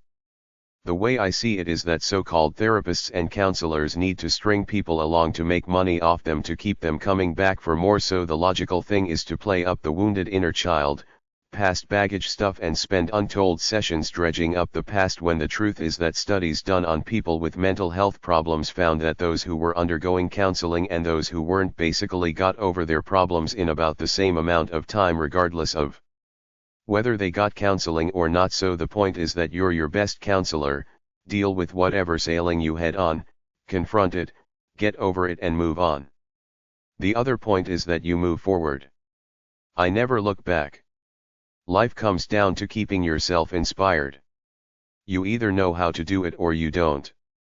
If one of these supposed mental health professionals were telling you the truth, they'd say there are very few cases of organic problems in the brain which lead to mentally disordered thoughts. You create your own brain chemistry by your actions, inaction, and nutrition. Everybody gets down, but the way to get up is to inspire yourself through soulful pursuits and living a healthy lifestyle. If you don't and stay inactive brooding in your rut, you'll sink further into the pit. Inspired action from the soul is the key to life. It took me 2 minutes to say that to you, yet this would never earn any money for a psychologist, to tell you you're weak. Get out and get inspired about your life through soulful pursuits, then expend it through sweat. So they made up this elaborate phony field called mental health and now spend untold hours blabbing to people about their pasts or using some stupid behavior cognitive therapy which means nothing to your life as it really is right now. The talking might be therapeutic to get things off your chest, but you're supposed to have friends and family for that, or be strong enough to stand alone if need be, not go to a shrink. I can go for days and weeks without having a deep heart-to-heart with anyone, and I'm perfectly fine because my stability is inside of me, not in any need I have to purge my thoughts to someone else. But a lot of people have this weakness, the need to talk to others in order to feel good about life. If you have a problem left over from your past, deal with it right now, confront it, think it through, then let it roll off your back. Identify it clearly, analyze it, make a decision and deal with it right there and then. Write a letter to the focus of your anger if you have to, regardless of whether they're dead or alive. You don't have to send it or confront the person, just burn the letter and use that as the symbolic end to the problem, then get on with your life. You can do this all in one afternoon if you want to. Supposedly your past has left you with certain software in your brain such that when A happens, you automatically react with self-destructive behavior. B, to deal with it in your comfortable but dysfunctional way. So what you have to do is look in your past, find out why you're doing this self-destructive behavior. B, resolve it in your mind, live for your soul now, which means try to stay inspired and achieve your purpose in life, and don't bother with all that trivial psychobabble out there. It's just you, your soul, your mission and pursuit of happiness, and that's it. That's how simple life is. Don't buy into all the psychobabble psychago about past baggage, wounded inner child crap, and let it screw your life up, making you think that you're a victim of the past when reality is that every day's a new day. You wake up in the morning with a clean slate. The past is gone. It doesn't matter. You're in control if you can free yourself from your psychobabble self. You're a rational person, you create your future with your mind. Another reason I hate all this past baggage crap is simply that it focuses on the negative instead of the positive. Life is meant to be lived with joy, not to wallow in self-pity. It's supposed to be happy, living for the now instead of dwelling on some long past things in our memories. It's ridiculous that an entire industry is based on this archaic concept. Psychobabble is a money racket too. Going to a psychiatrist has become one of the most dangerous things a person can do. Peter Bregan, author of Toxic Psychiatry. The fact is that the so-called mental health professionals have a vested interest in diagnosing people with mental illnesses and keep them coming back for endless therapy sessions and drug prescriptions so they can make money. Just because they created all these mental health disorders and put them in their big book called the DSM doesn't mean it's not all a figment of the human imagination, since everybody is a loner who lives alone in their heads, known to no one but themselves, which means nobody can ever really understand anybody else, and everybody's life is a series of moods which are constantly changing, therefore no label can apply to anyone in a holistic way. If I go to Psychobabbleist X and tell him I'm feeling down, he says I'm clinically depressed and puts me on drugs, then has therapy sessions probing my past, but then I go home, walk my dog, listen to music and think to myself, life is pretty good. I got a good thing going here compared to most people. I can walk freely without pain, I got a dog who loves me, I got an MP3 player. That's more than a lot of people have. You're still stuck with that depression label, and the psychobabbleist reinforces it every time you go see him. It's in his best interest to keep reminding you you're depressed rather than saying you're cured, you're fine, just live by your natural inspiration. Do things to make you feel good. Keep walking your dog. Keep listening to music, but the psychobabbleist won't say that. He'll say you're messed up. Keep taking these drugs and telling me all about the sad things that happened to you when you were a kid. That's brilliant. Keep dwelling on the sad things that happened to you. It's a big crock of crap. They got all these people claiming they got PTSD. What about all those people who lived through WWI and World War II? They had to get on with their lives. They didn't have PTSD to hide behind. Nowadays, they all need a kick in the ass and be told to get on with it. You live day by day as life happens. You don't wallow in some supposed bad experience you had. It's a great cop-out. They diagnose people with biological deficiencies which they say cause depression and manic depression just by talking to them. They don't do any tests on the organic brain to confirm this. Almost all mental illnesses are caused by people with weak spirits who betray their true natures, then feel sorry for themselves, but nobody ever says this because it's easier to blame it on some imaginary organic brain defect or some traumatic event in your past. Get real. Everybody's life is a tragedy in one way or another. Everybody has something that they'd like more of, like more money, more love, more career success, more self-respect, more muscles, more beauty, etc. The only thing you can possibly do is wake up every day and do the best you can do in honoring who you were born to be by releasing your natural energy for that day, one day at a time. That's as deep as life gets for the salt of the earth, down-to-earth Canadians I grew up with. You work hard, you play hard, and you keep moving. You never stop to wallow in self-pity. When somebody close dies, you know they would have wanted you to continue on with a full, strong spirit, so that's what you do, keep living a full life. Nowadays, a certain segment of our society has degenerated into a bunch of wimps buying into all this crap that these phony intellectuals are trying to sell us about having advanced insights into human life. The last day of my life I'll be following my free spirit, running with it till the end. That's it? You either run with what you feel within yourself or you become another generic, pacified consumer spectator wimp feeling sorry for yourself because you betrayed your potential to be what you were born with the natural inclination to be. It's not rocket science. You don't need a psychiatrist, psychologist, or any kind of psychobabbler for that. You wake up. You look in the mirror. You either make a decision to honor whatever might be noble inside of you for that one day or make a decision to be a wimp and feel sorry for yourself. I can summarize life down into 4 sentences. 1. True enlightenment comes from knowing your soul, which inspires you to experience life, followed by the constant analysis of it day by day. 2. Find the beauty and inspiration within, then unleash it over a lifetime in order to develop the soul and give it meaning day by day. This will bring you peace and happiness. 3. Treat people with humility, care, gentleness, warmth, honesty, and understanding, and they'll give you all the loving and friendship you might ever need. The golden rule: treat people like you want to be treated. 4. For education, you can learn anything by simplifying it down into manageable bits of core elements, then seeking to understand it. They packaged life to the extreme, creating all manner of syndromes and illnesses, whereas enlightened people know it's the same spiritual flow for everybody as it was for Socrates, Jesus, Columbus, or Robert Johnson, the blues singer. Therapy is the commodity, so they have to make people feel deficient, then pretend they can fix them by brooding over the past and analyzing current problems for as many sessions as possible.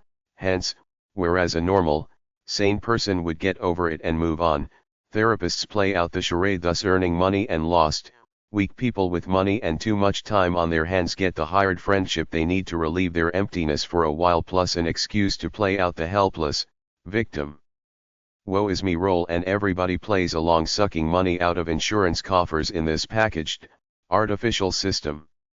Beyond a few people with organic brain dysfunction, life for everyone else should be constant self-analysis to try to stay inspired.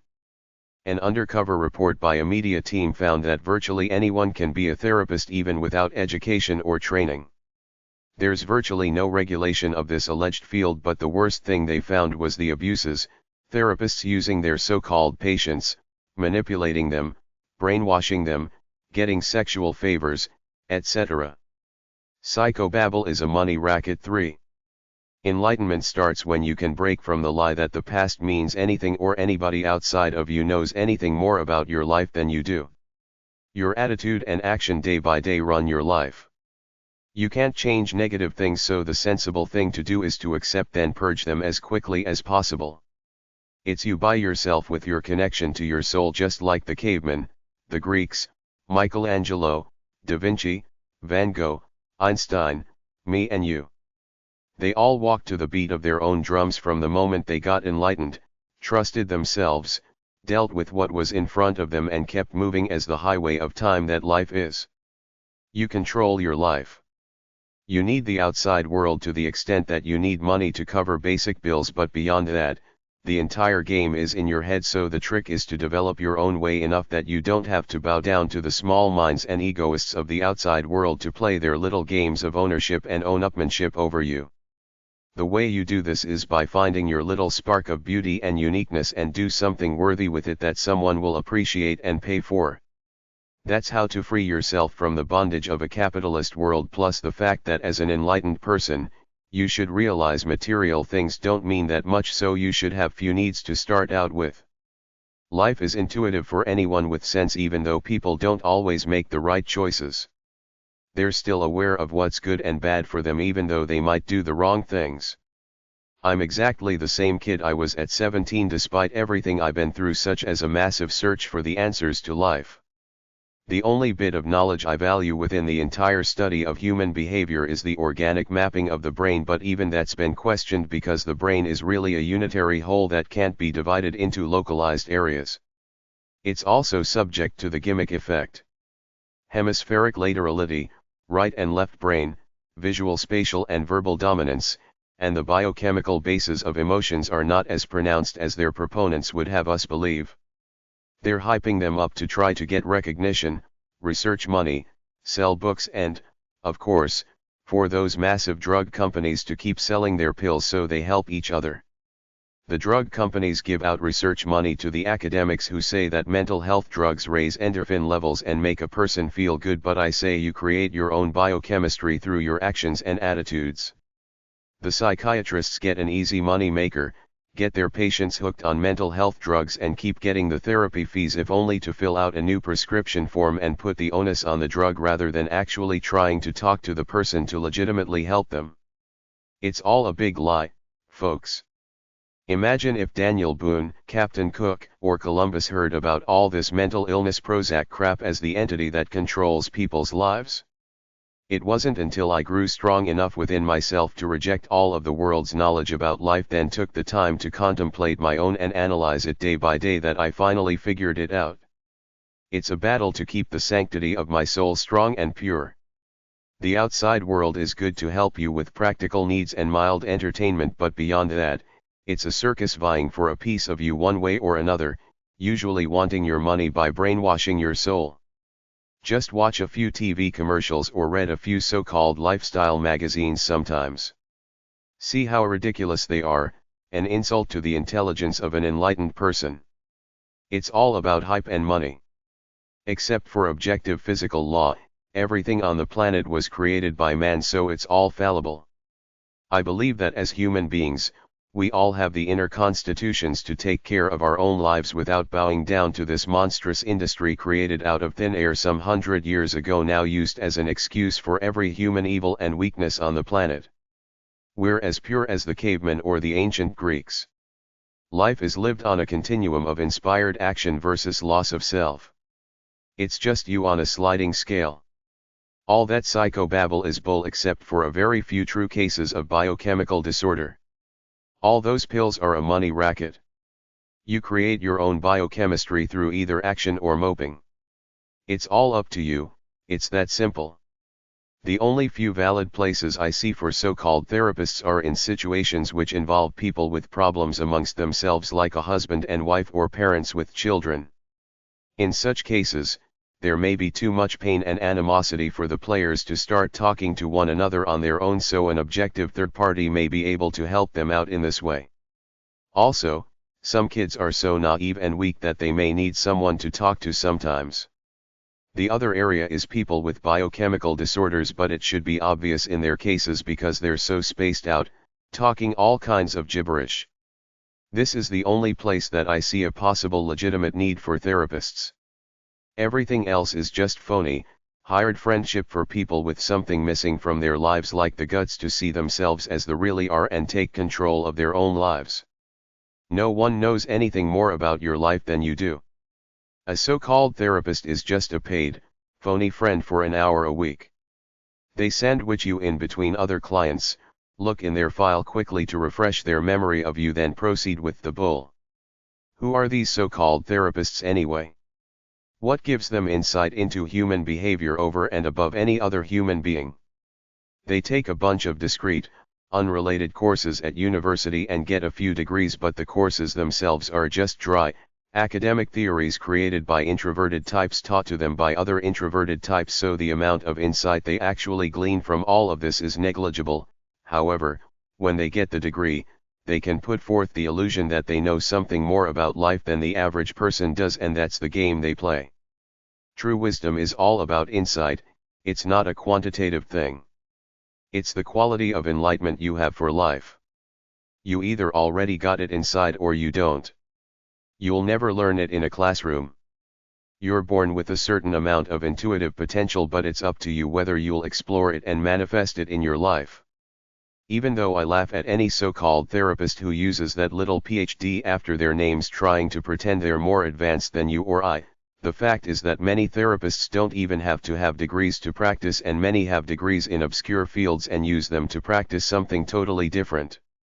You can learn about your own life through introspection, thinking about it, and simply going to the library and reading a few books of life stories about people who went through the same thing that you're going through, like a divorce, disease, etc. True life stories are much more insightful about life than packaged theories. Psychobabble is a money racket for The psychobabblists do hundreds of studies until they eventually realize that physical activity, relaxation, and meditation are good for you, but they still present it as discrete knowledge as though they're mechanically building the formula for a great life with a bunch of one-liner rules, but they either don't seem to realize or don't have the guts to live by whatever is free, intuitive, inspired, sensual, free and loving within themselves, which is one of the reasons society is screwed. It's common sense. It's not rocket science. I intuitively know what's good for me, but they're trying to replace our natural wisdom with this so-called science of human behavior.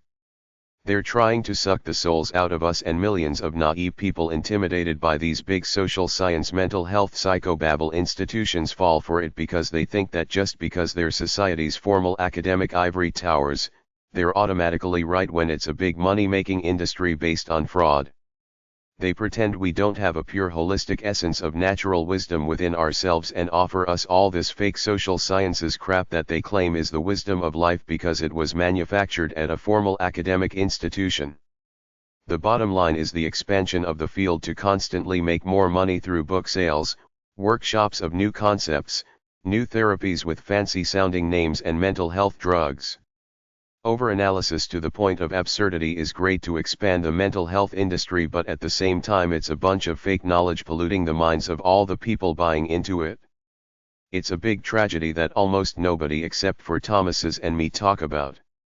Just about anyone can hang out a shingle and practice as a therapist/counselor. You only have to be licensed to be referred to as a psychologist or a psychiatrist. Some so-called psychologists have faked their credentials with phony out-of-state degrees you can buy through mail order. In many states, there are no laws against unlicensed therapists, and even if there were, it would almost be a waste of time to sue them since they have no license to take away and no malpractice insurance to plunder, so no lawyer's gonna take the case. Not only can therapists take your money and string you along, they can destroy people's lives with stupid, phony therapy that has these people doing all kinds of weird things that the therapist tells them to do, like to probe their pasts, bring up all kinds of crap, make up phony memories, then seek to hold people from their pasts accountable for their so-called deviant behavior.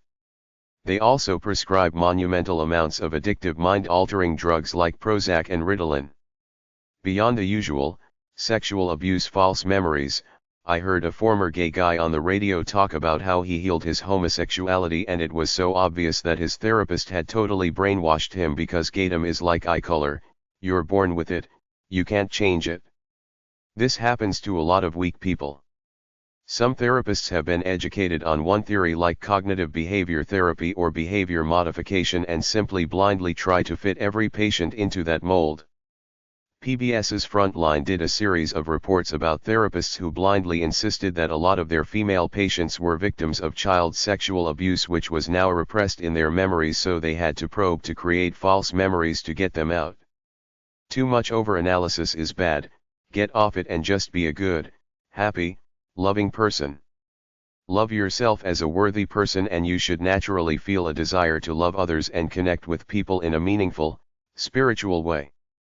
I'm inclined to believe that a large part of it is the self-fulfilling prophecy, meaning that weak people read books or are told they have a syndrome by a so-called therapist, identify with the characteristics of that syndrome, then categorize themselves, thereby perpetuating their negative outlooks, the net result being that they justify and magnify feelings of sadness, shame, and guilt within themselves. For instance, if a so-called therapist tells you that you're depressed because of your past, you legitimize it, justify it, accept your sadness, and say to yourself that's who you are, you can't change, so you identify yourself as a depressed person and live out the stereotype of the morbid, pill-popping sad sack. The entire mental health field is all about getting the supposedly sick individual to adapt to their dull definition of normality, when the only real people around are the originals, who are often classified as mental deviants. Take, for example, the phenomena of attention deficit disorder or learning disabilities. These concepts didn't exist 30 or 40 years ago. Some guys came along, wrote them all up, got published, legitimized them, and now they're the hot buzzwords, with tons of Ritalin being prescribed for these so-called ad kids. It's just a dumping ground for energetic, free-spirited, or disruptive kids, a cop-out, a means of control for the teachers. I don't buy any of it. You could blow up all the psychology libraries in the world and nobody would miss them except for the unemployed casualties and the lost sheeple out there who feel they need therapy as a crutch or some kind of paid friendship. If you feel blue, it doesn't necessarily mean you're depressed. They make a big deal about depression, making it sound like some deep advanced mental illness when it's just another word for uninspiration, and anybody sane knows the battle is to snap out of it through inspired action to reclaim control and self-mastery over their lives. There are no such things as clear-cut diseases as in the medical profession.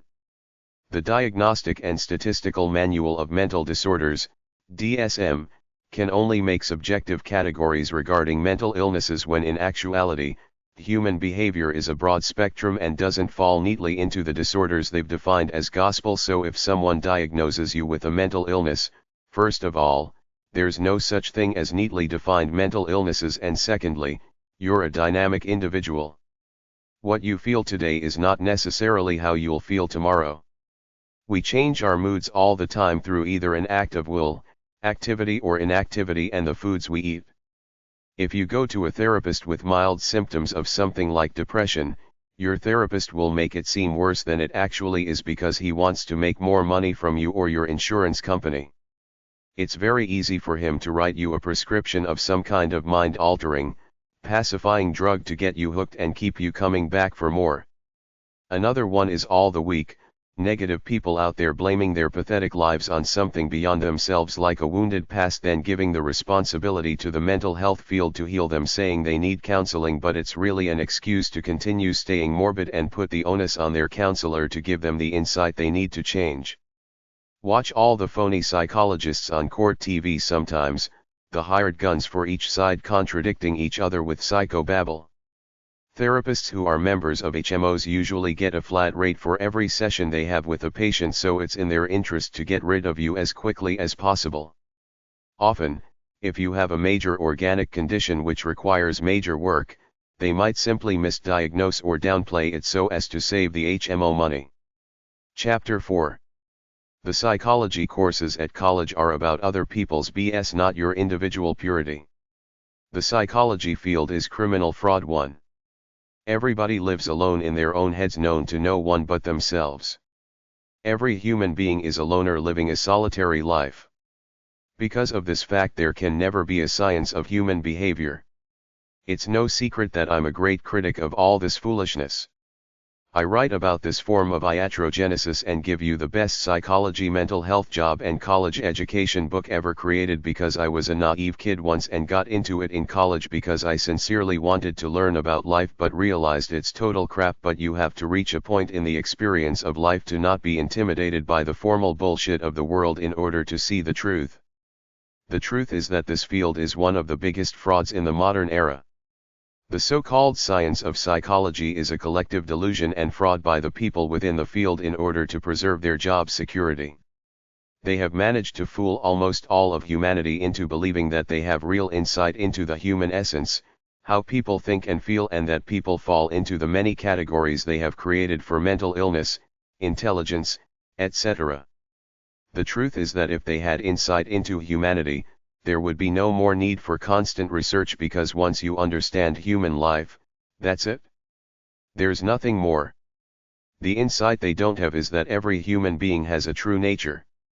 Your allegiance in life, if you're free and enlightened, is to discover your true nature, then live by it day by day without getting sucked into the artificial matrix created by the brainwashing forces of society. Almost everybody has been brainwashed. A part of it is the acceptance of the phony fields of psychology and mental health as having some advanced formal knowledge about life. It's a lie and a tool to control the people, to give up their own freedom and autonomy, to buy into the fraud that others know more about their lives than them. To me, this is a societal criminal force that keeps people down with labels and lies, therefore it's evil, but almost nobody has got the guts to speak up against this evil force that most of us buy into, called the fields of psychology and mental health. It's hard to admit your life is a lie, but if we are to be an enlightened race, we can't have one box over here full of phony knowledge and say these are our psychology mental health experts. We have to respect everybody as the autonomous experts of their lives and butt out with the bullshit. If you really want to be enlightened, you seek out loving, caring people to work as counselors, social workers, geriatric aides, etc. We can't have just any cold-hearted asshole who fulfills all the course requirements and wants an easy job, which is what's going on now in all these phony social sciences, people pretending to be doing deep research. How deep can you go with the human condition? You cannot study people using quantitative scientific methods. It's all a farce. People want love and empathy. After that, the best anyone can do is be who they are by nature. There is nothing else deep and advanced. There is no subconscious mind or self-actualization. That's just deep doo-doo. Stupid is as stupid does. All the clones follow the bull because they're too stupid and weak to say this is bullshit. I feel sorry for all those naive students who go to college every year expecting something deep and advanced in psychology only to learn it's about food pellets and Freudian crap like the Oedipus complex. I was never in love with my mother and secretly in competition with my father. I loved them both. They tried to help me reach my natural potential. Intelligent naive college students take these courses, do all the course requirements, then ask themselves, what was that crap all about? It has no relevance to my life. It doesn't help me improve my life, but they're in this matrix. They see all the clones around them following. The teachers are mostly timid people teaching this crap for a paycheck, and that's the scamming game. Imagine your ancestors. At some point, they were agrarian people living off the land, getting by on their own. Now all of a sudden we got head experts, we got them telling us a baby or a cat needs 25 vaccinations, we got Wi-Fi EMF waves coming at us from everywhere. If we want to get enlightened, the insanity has to stop somewhere where people out there control us in some way. According to them, your own intuition and life experience followed by analysis is not good enough for life wisdom. A bunch of assholes have to do about 1,000 studies on some little area of life, then you do a literature search and you get about 1,000 articles and books on something like shyness, anxiety, loneliness, widowhood. I'm supposed to read all this crap to maybe learn something about this little area of life. The only problem is that a person is a unitary essence. Their life is not divided into little categories. A smart person would screw all this crap. I got my own intuition. I'll live by that to deal with this situation. The whole idea is ridiculous that you have to study for several years to earn the right to talk to someone to help them with life's problems as a way to earn a living. You either have that natural intuitive empathy and insight or you don't. That's it. Some empty nerd can't get it by studying courses. Some 20-year-old kid who was always loving and warm can talk to anyone and make them feel understood and loved without touching any psychobabble ever. They create all this stuff out of fiction and millions of people buy into it as deep, advanced stuff. This is classic Hans Christian Andersen's Emperor's New Clothes, everybody buying into bullshit. You can't really help people with psychobabble. They are what they are. The best they can do is accept who they are and live with it. Nobody changes unless they change their brain chemistry through a hit in the head, prolonged substance abuse, prescription drugs, ECT, dementia, etc. Only the organic brain can change consciousness. You cannot change the essence that is you. John Milton said man is not changed by place or time. My 5-year-old self is me now. After all the bullshit in life, I didn't change one bit. I'm still a lusty, free individual. Thank God I didn't let the world brainwash me. It's funny and sad to me how they've taken something as simple as talking to someone feeling troubled in a friendly way and tried to make it a massive complicated scientific bullshit business and industry. You can't drill a hole into somebody's head, do a biopsy and say you got a biochemical deficiency.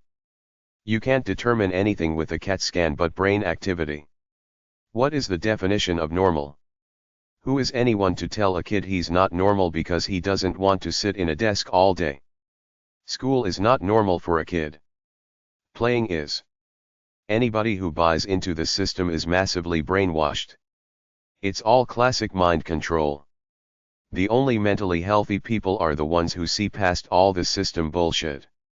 Which side are you on, system clone or enlightened human? The psychology field is criminal fraud too. Every individual is a total loner in life, living alone in their own heads. This fact alone makes it impossible to have any semblance of a science of human behavior, because nobody knows what anyone else is thinking. Nobody knows what one other person is thinking, even among the closest, most intimate two people, so how can you possibly have a science of human behavior? What can you possibly study about people that helps you learn about what they're thinking and doing? Everything about life is right here, right now, with the unique people involved. Everybody uses their own natural consciousness to deal with whatever they're doing. Nobody uses that crap from those academic journals. It's a separate reality, all that crap in all those journals, but this is supposed to be the new, cutting-edge knowledge that helps us live better lives? It does nothing but sit there waiting for naive college students to use it for writing their essays, and that's it. We could burn all these social science journals and nobody would skip a beat, except for the publishers making money selling them all to the libraries and members of those silly professional organizations for all those make-work fields like behavior analysis. A person with any number of degrees in psychology is probably brainwashed by three stupid theories they hold up as the linchpins of life: psychoanalysis, behaviorism, and humanism. Life is really about knowing your true nature, living by it, and analyzing your life day by day to prepare for the next day. It's not about silly artificial ideas some nerd thought up, like your past meaning something to your life right now, or how you can be manipulated by rewards and punishments. You have a fixed essence. If you're enlightened, you live by it. You don't care about the reward system of the world with its trinkets. Every human has a soul. That is, or should be, their driving force. If it isn't, they got brainwashed by the world. It's a control, manipulation, superiority fraud, to presume that a formal establishment institution has superior knowledge about the human condition within the academic field called psychology, which they use firstly to fool almost everybody into thinking they do, but they don't, then secondly to create a diagnostic statistical manual of mental disorders to claim that people can have all kinds of mental illnesses when not one person knows what any one other person is thinking anywhere, ever. The fact that we have created these fake fields violates human freedom, because everybody alone has their own reality, their own standards, with the ability to reach the highest enlightenment alone by themselves that any human or group of humans can.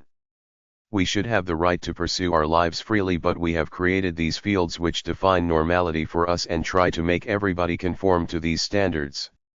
Of those that don't, they put them into some kind of category, either in school or later into some kind of mental illness category.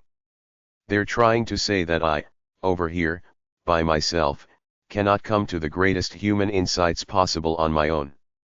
They say that we over here at this big building called the psychology department at this college have the top, advanced knowledge about human life right here. You don't. You're just an average plebe. We know the truth. If you want this knowledge and power, you have to come here, take all these courses, waste your money and time and get indoctrinated by our ideas. Furthermore, we have the power to define normal human behavior and abnormal human behavior. We can say there is something wrong with you in school, if you get in trouble with the law or go to the hospital. We can talk to you and decide that you have a mental disease. We can lock you up and make you to take drugs and shock therapy. Government social workers and mental health experts can go to families and say you might be the father of this kid, but you do not have the insight, knowledge, and expertise we have about life, because we have the psychology degree that says we were trained at an indoctrination school to be phony experts in human life. We know what's better for your kid than you. We're taking him away, putting him on Ritalin, or something like that. They're so screwed as a social science field that they define their phony science as a compilation of no-edge supposedly gleaned through studies in journals using the scientific method. The problem with this is that a human being is intuitive, living by a pure essence or soul given by the Creator, whatever that is, God or nature.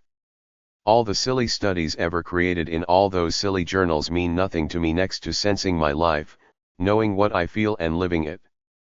This is a massive crime against humanity, and most of us are so brainwashed that we take it. This is mind control perpetrated by society on us, the people. It's so entrenched that most people buy into it, this idea that there is a formal list of formally defined mental illnesses when it's really a fraud that enslaves people, and it enslaves all the wimpy people who line up to be victims, who want a mental illness diagnosis because it makes life easier for them. It takes the responsibility away from their wimpiness, inability to deal with life, and gives it to this fraudulent industry that's glad to take their money.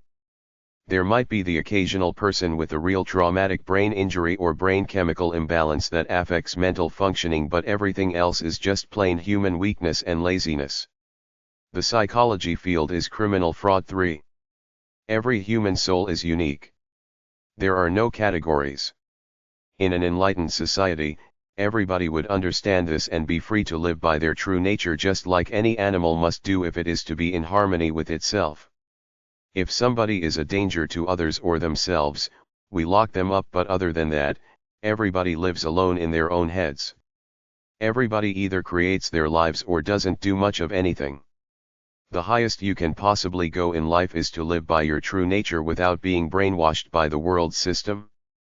That's what they should teach people to aspire to starting in grade school, but they don't.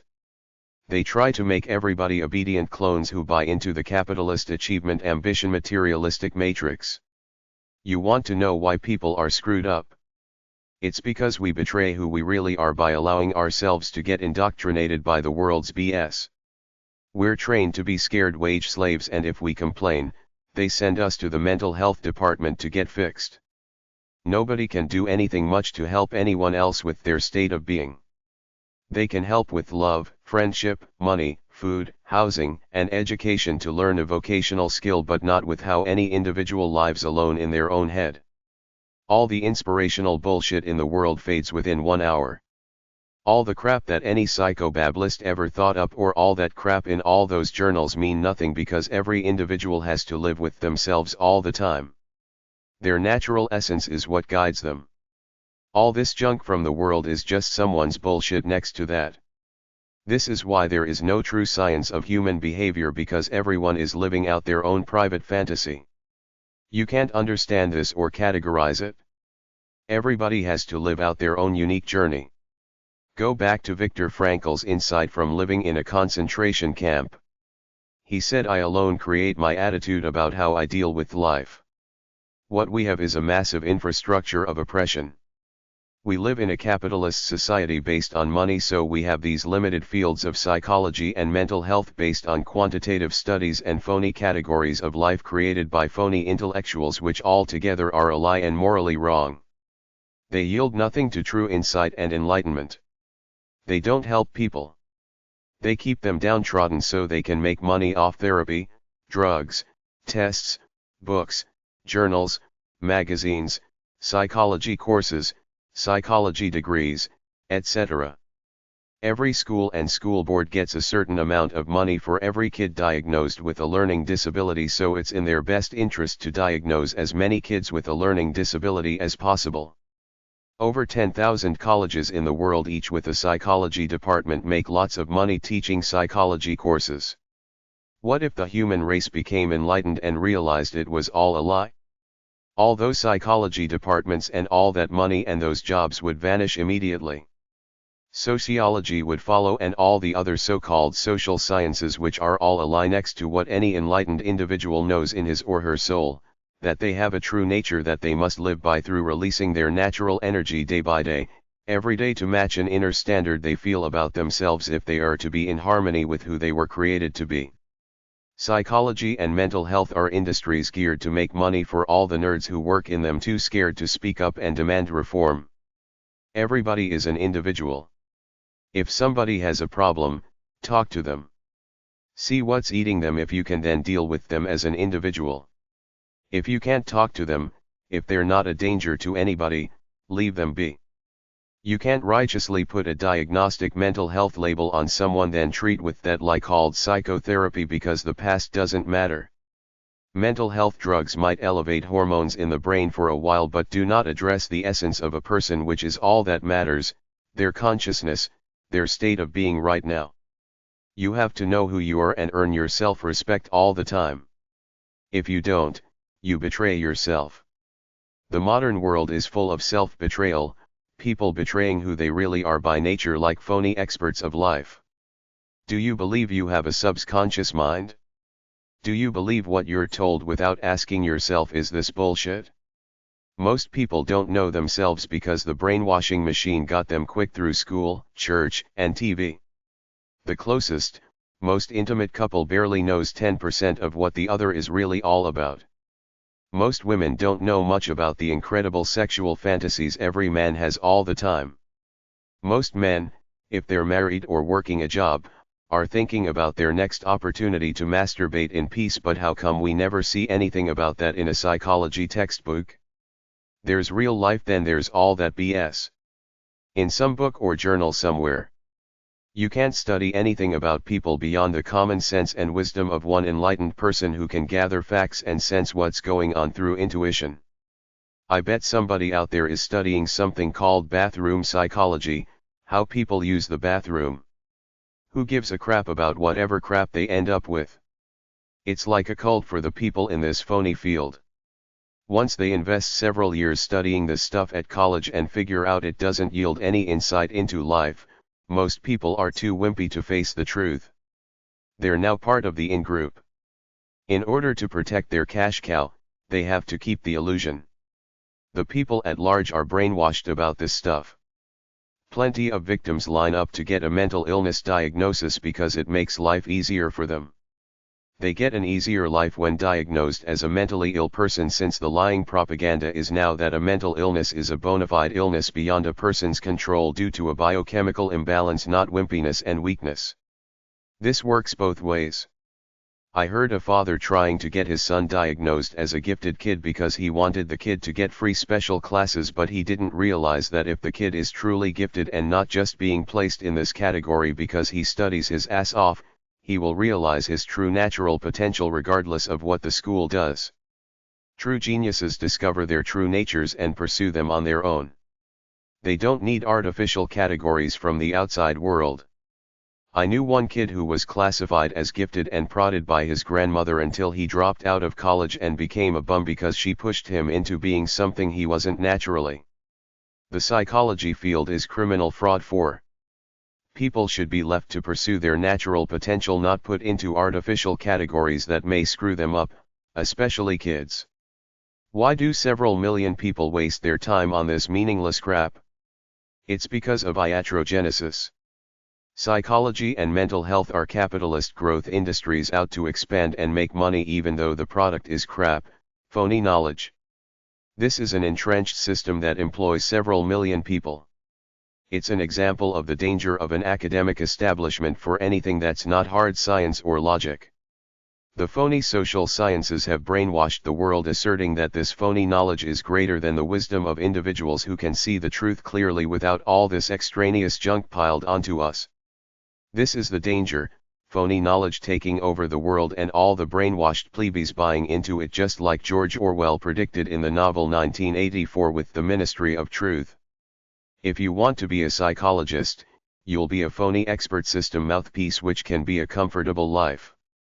It will be a lie, but that shouldn't matter to the average person, because for most brainwashed people it's about how you're perceived by others within the system rather than living by the truth you feel within yourself, which is buried away anyway. Most people's true natures are covered over by many layers of indoctrination, just like you've been indoctrinated to think psychology is cool, neat, advanced knowledge about life. There is nothing more advanced than your own pure thoughts about life. A kid doesn't need some asshole to tell him he's got ADHD and he's gonna have to go on drugs and get special lessons, therefore be stigmatized. He needs love like any kid.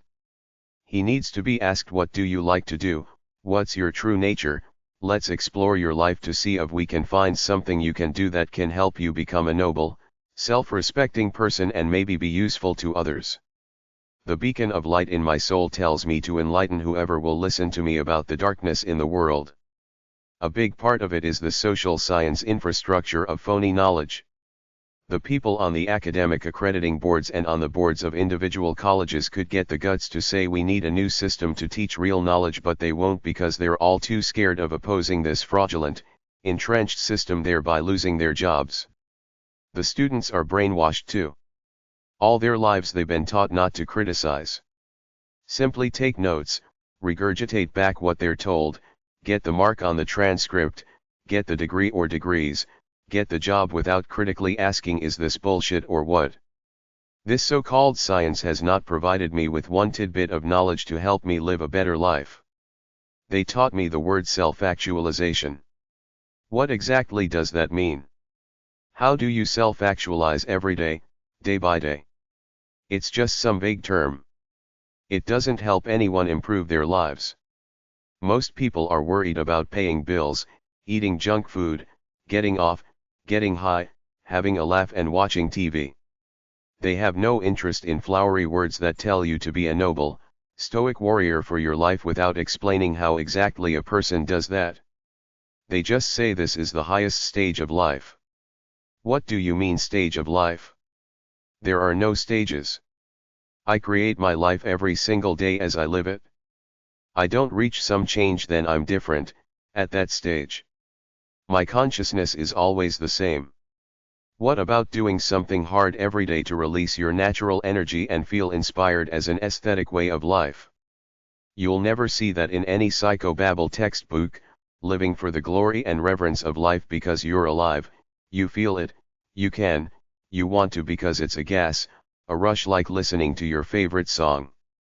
Do psychobabblists know anything about living life for the love of it, the fun, the feeling? What exactly do all those stupid little articles in all those journals do to help improve human life? You're a slave to this systematic bullshit. You can choose to become a part of it if you want, but during your career, you will feel deep down that there's something seriously wrong here unless you're a soulless psychopath or brainwashed clone to start with. They always say they're doing research. If there are 10,000 colleges with psychology departments all doing research, there has got to be a point of critical mass bullshit, because there's not much to research beyond getting up off your ass and being who you were born to be by nature, or being a brainwashed, complacent asshole. That's your choice every day when you wake up. The so-called sciences and industries of mental health and psychology are mind control instruments geared to be one more nail in the coffin of individual freedom by pretending that there is a body of knowledge that is more advanced than me as an individual, taking a look at someone, talking to them for a few minutes and figuring them out as best as I or anybody can based on my own God-given intuition and the wisdom I developed through experiencing my life. That's why I'm against it. They say that's not good enough. Forget the fact that humanity got along without all this foolishness for 10,000 or more years before the psychobabble was created. They now claim to be the final authority on our minds and souls. It's dangerous, evil, and totalitarian when some system mouthpiece can put a label on someone that limits them. Everybody is who they are. That's it. You live alone in your head with who you are. That's your normal. As long as you don't kill or hurt other living things, fuck off. Don't try to play me as a stupid asshole with your system-sanctioned bullshit. How many more lives does this industry ruin than it helps? How many kids were told there is something wrong with them based on other people's definitions of life, as opposed to leaving the kid develop by his own true nature, helping him along the way? It's an attack on my humanity as a free individual for the formal mainstream establishment institution to say we know better and more about your life than you do. They say you have a subconscious mind that only one of our phony experts can decipher with therapy. I don't have a subconscious mind. I hide nothing from myself. My dreams are a collection of ideas about what I've been recently thinking about, my past and gibberish. There is nothing mysterious there. My conscious mind right now is my essence and soul. There is nothing else, no hidden psychoanalytical bullshit. The psychology field is criminal fraud 5. There should be criminal charges against the people who run these professional mental health psychology organizations for lying to people about phony disorders they have. For humanity to become enlightened, one step is to drastically change this mental health psychology fraud. You're free to seek a career and job security as a wage slave, buying into it and being part of this phony machine, but at some point in time you will realize, like Winston Smith did in the novel 1984, that it's a big scam and you're the sucker who fell for it. I saw the film Jimmy P. Psychotherapy of a Plains Indian after I had finished writing this. It shows how ridiculous psychotherapy is, filling this basic man up with silly ideas. He is what he is.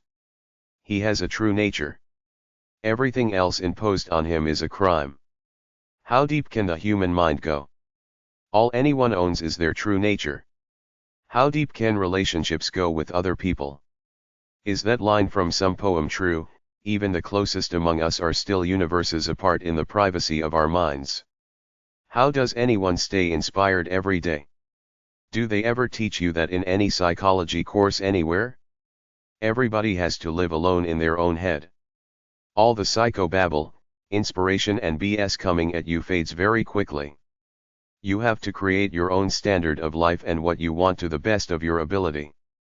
Nobody can just take a bunch of random, unrelated courses at college then all of a sudden become an expert at life and gain insight into the human condition. It comes through a mix of natural intuition, analyzing yourself to find your true nature, and analyzing your experiences day by day to understand how people really live in the real world. Everybody automatically sizes up everyone they come across. It's a survival instinct, friend or foe, yet modern Western society with its capitalist bent wants to monetize everything. Take our natural power away from us, give it to phony experts, then sell it back at us, and millions of people fall for the scam of some nerd in a lab caught pretending to be a deep thinker, dispensing advice to the common plebeies about their lives because they're too stupid to figure them out for themselves. This is the 20th century marketing paradigm for all the psychology, mental health, self-help stuff.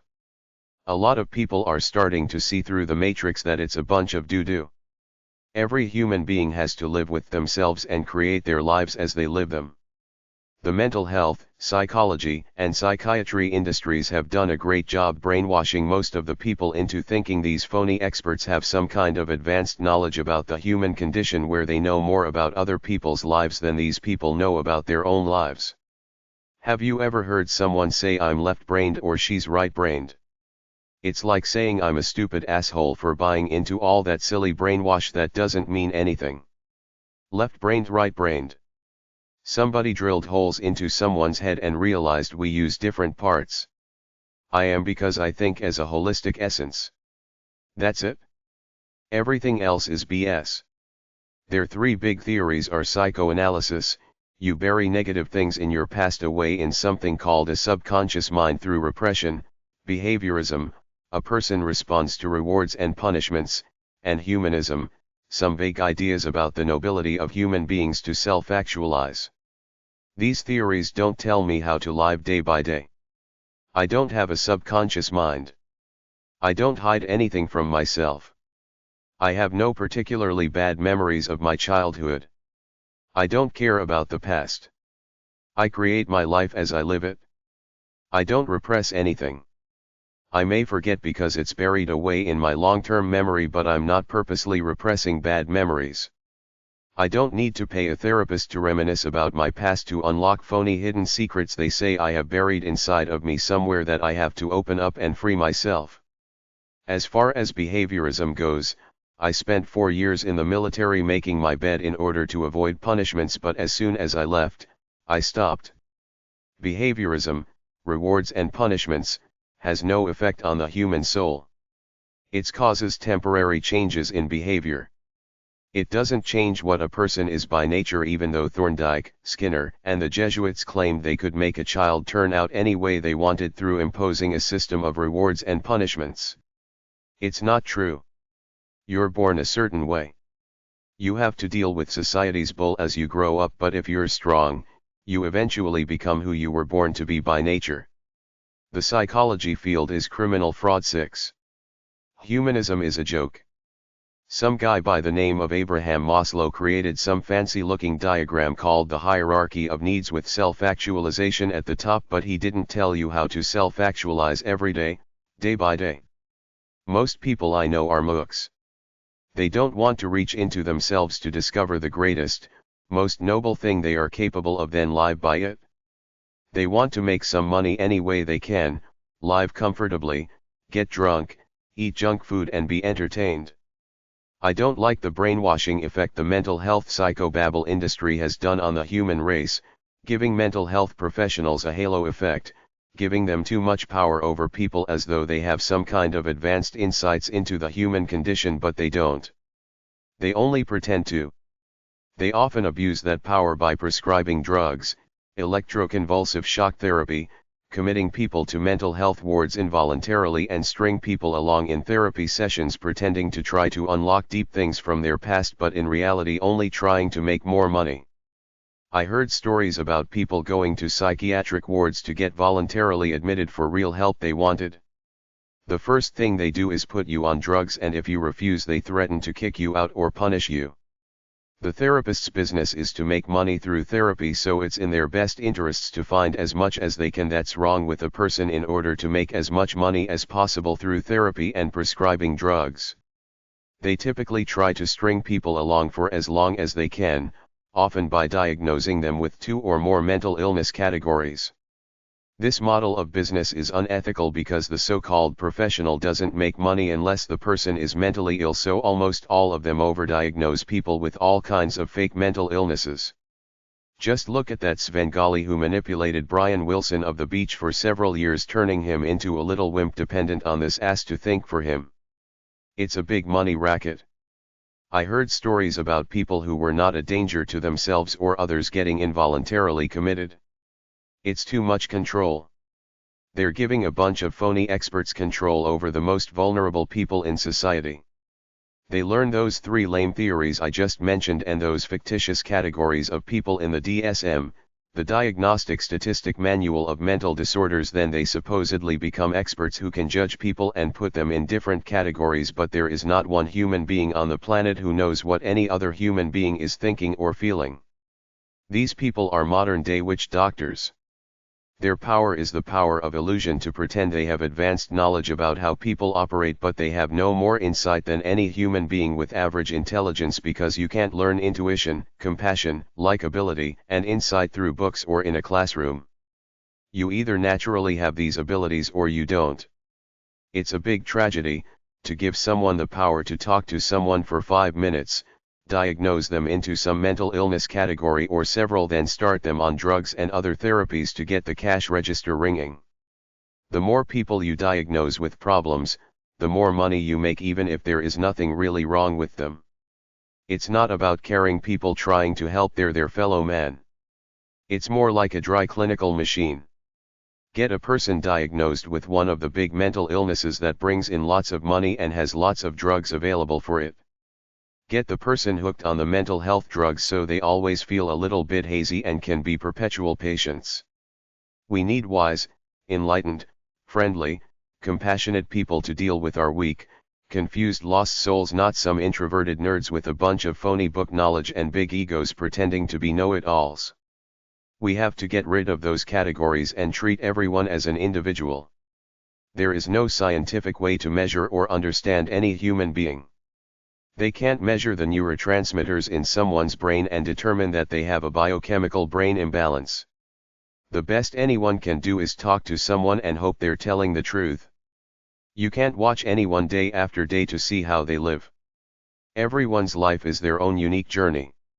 There is no science that can explain the psychology of the human condition. It's pure fiction.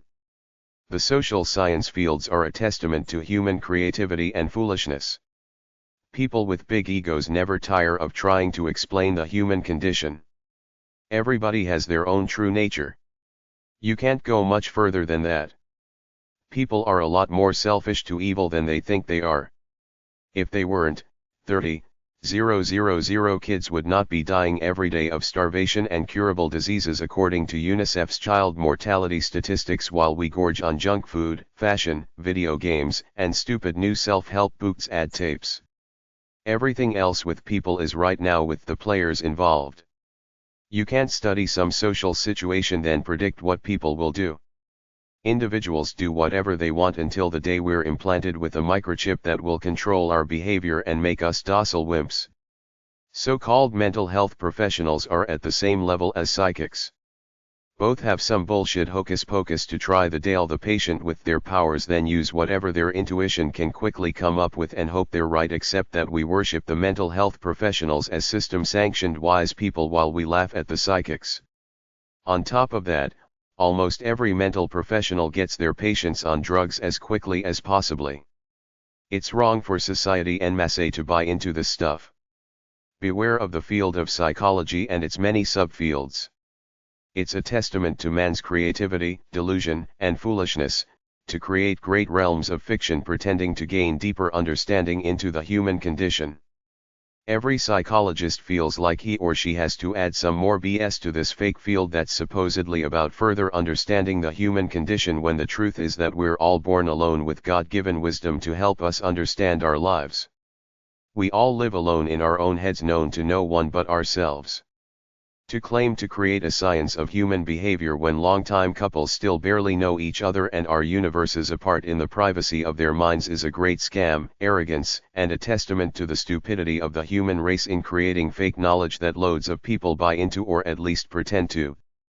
Human beings seemed to get along fine before they tried to monetize this field of psychology and mental health en masse in the 1920s, when William James and his investors marketed it to parallel the precision of the medical field with neatly classified mental illnesses that could be clearly diagnosed. That's the model, but it's a lie, because every human being is a unique flow of consciousness that no other human being will ever know or can know. They claim to be scientific and discount anything that can't be measured, which is the soul, essence, and consciousness of every human being. The subconscious mind is a great scam, claiming that you hide most of you from yourself because you're repressed. I hide nothing from myself, but it's a great way to fool people into thinking they need therapy to unravel some fake repression from their past.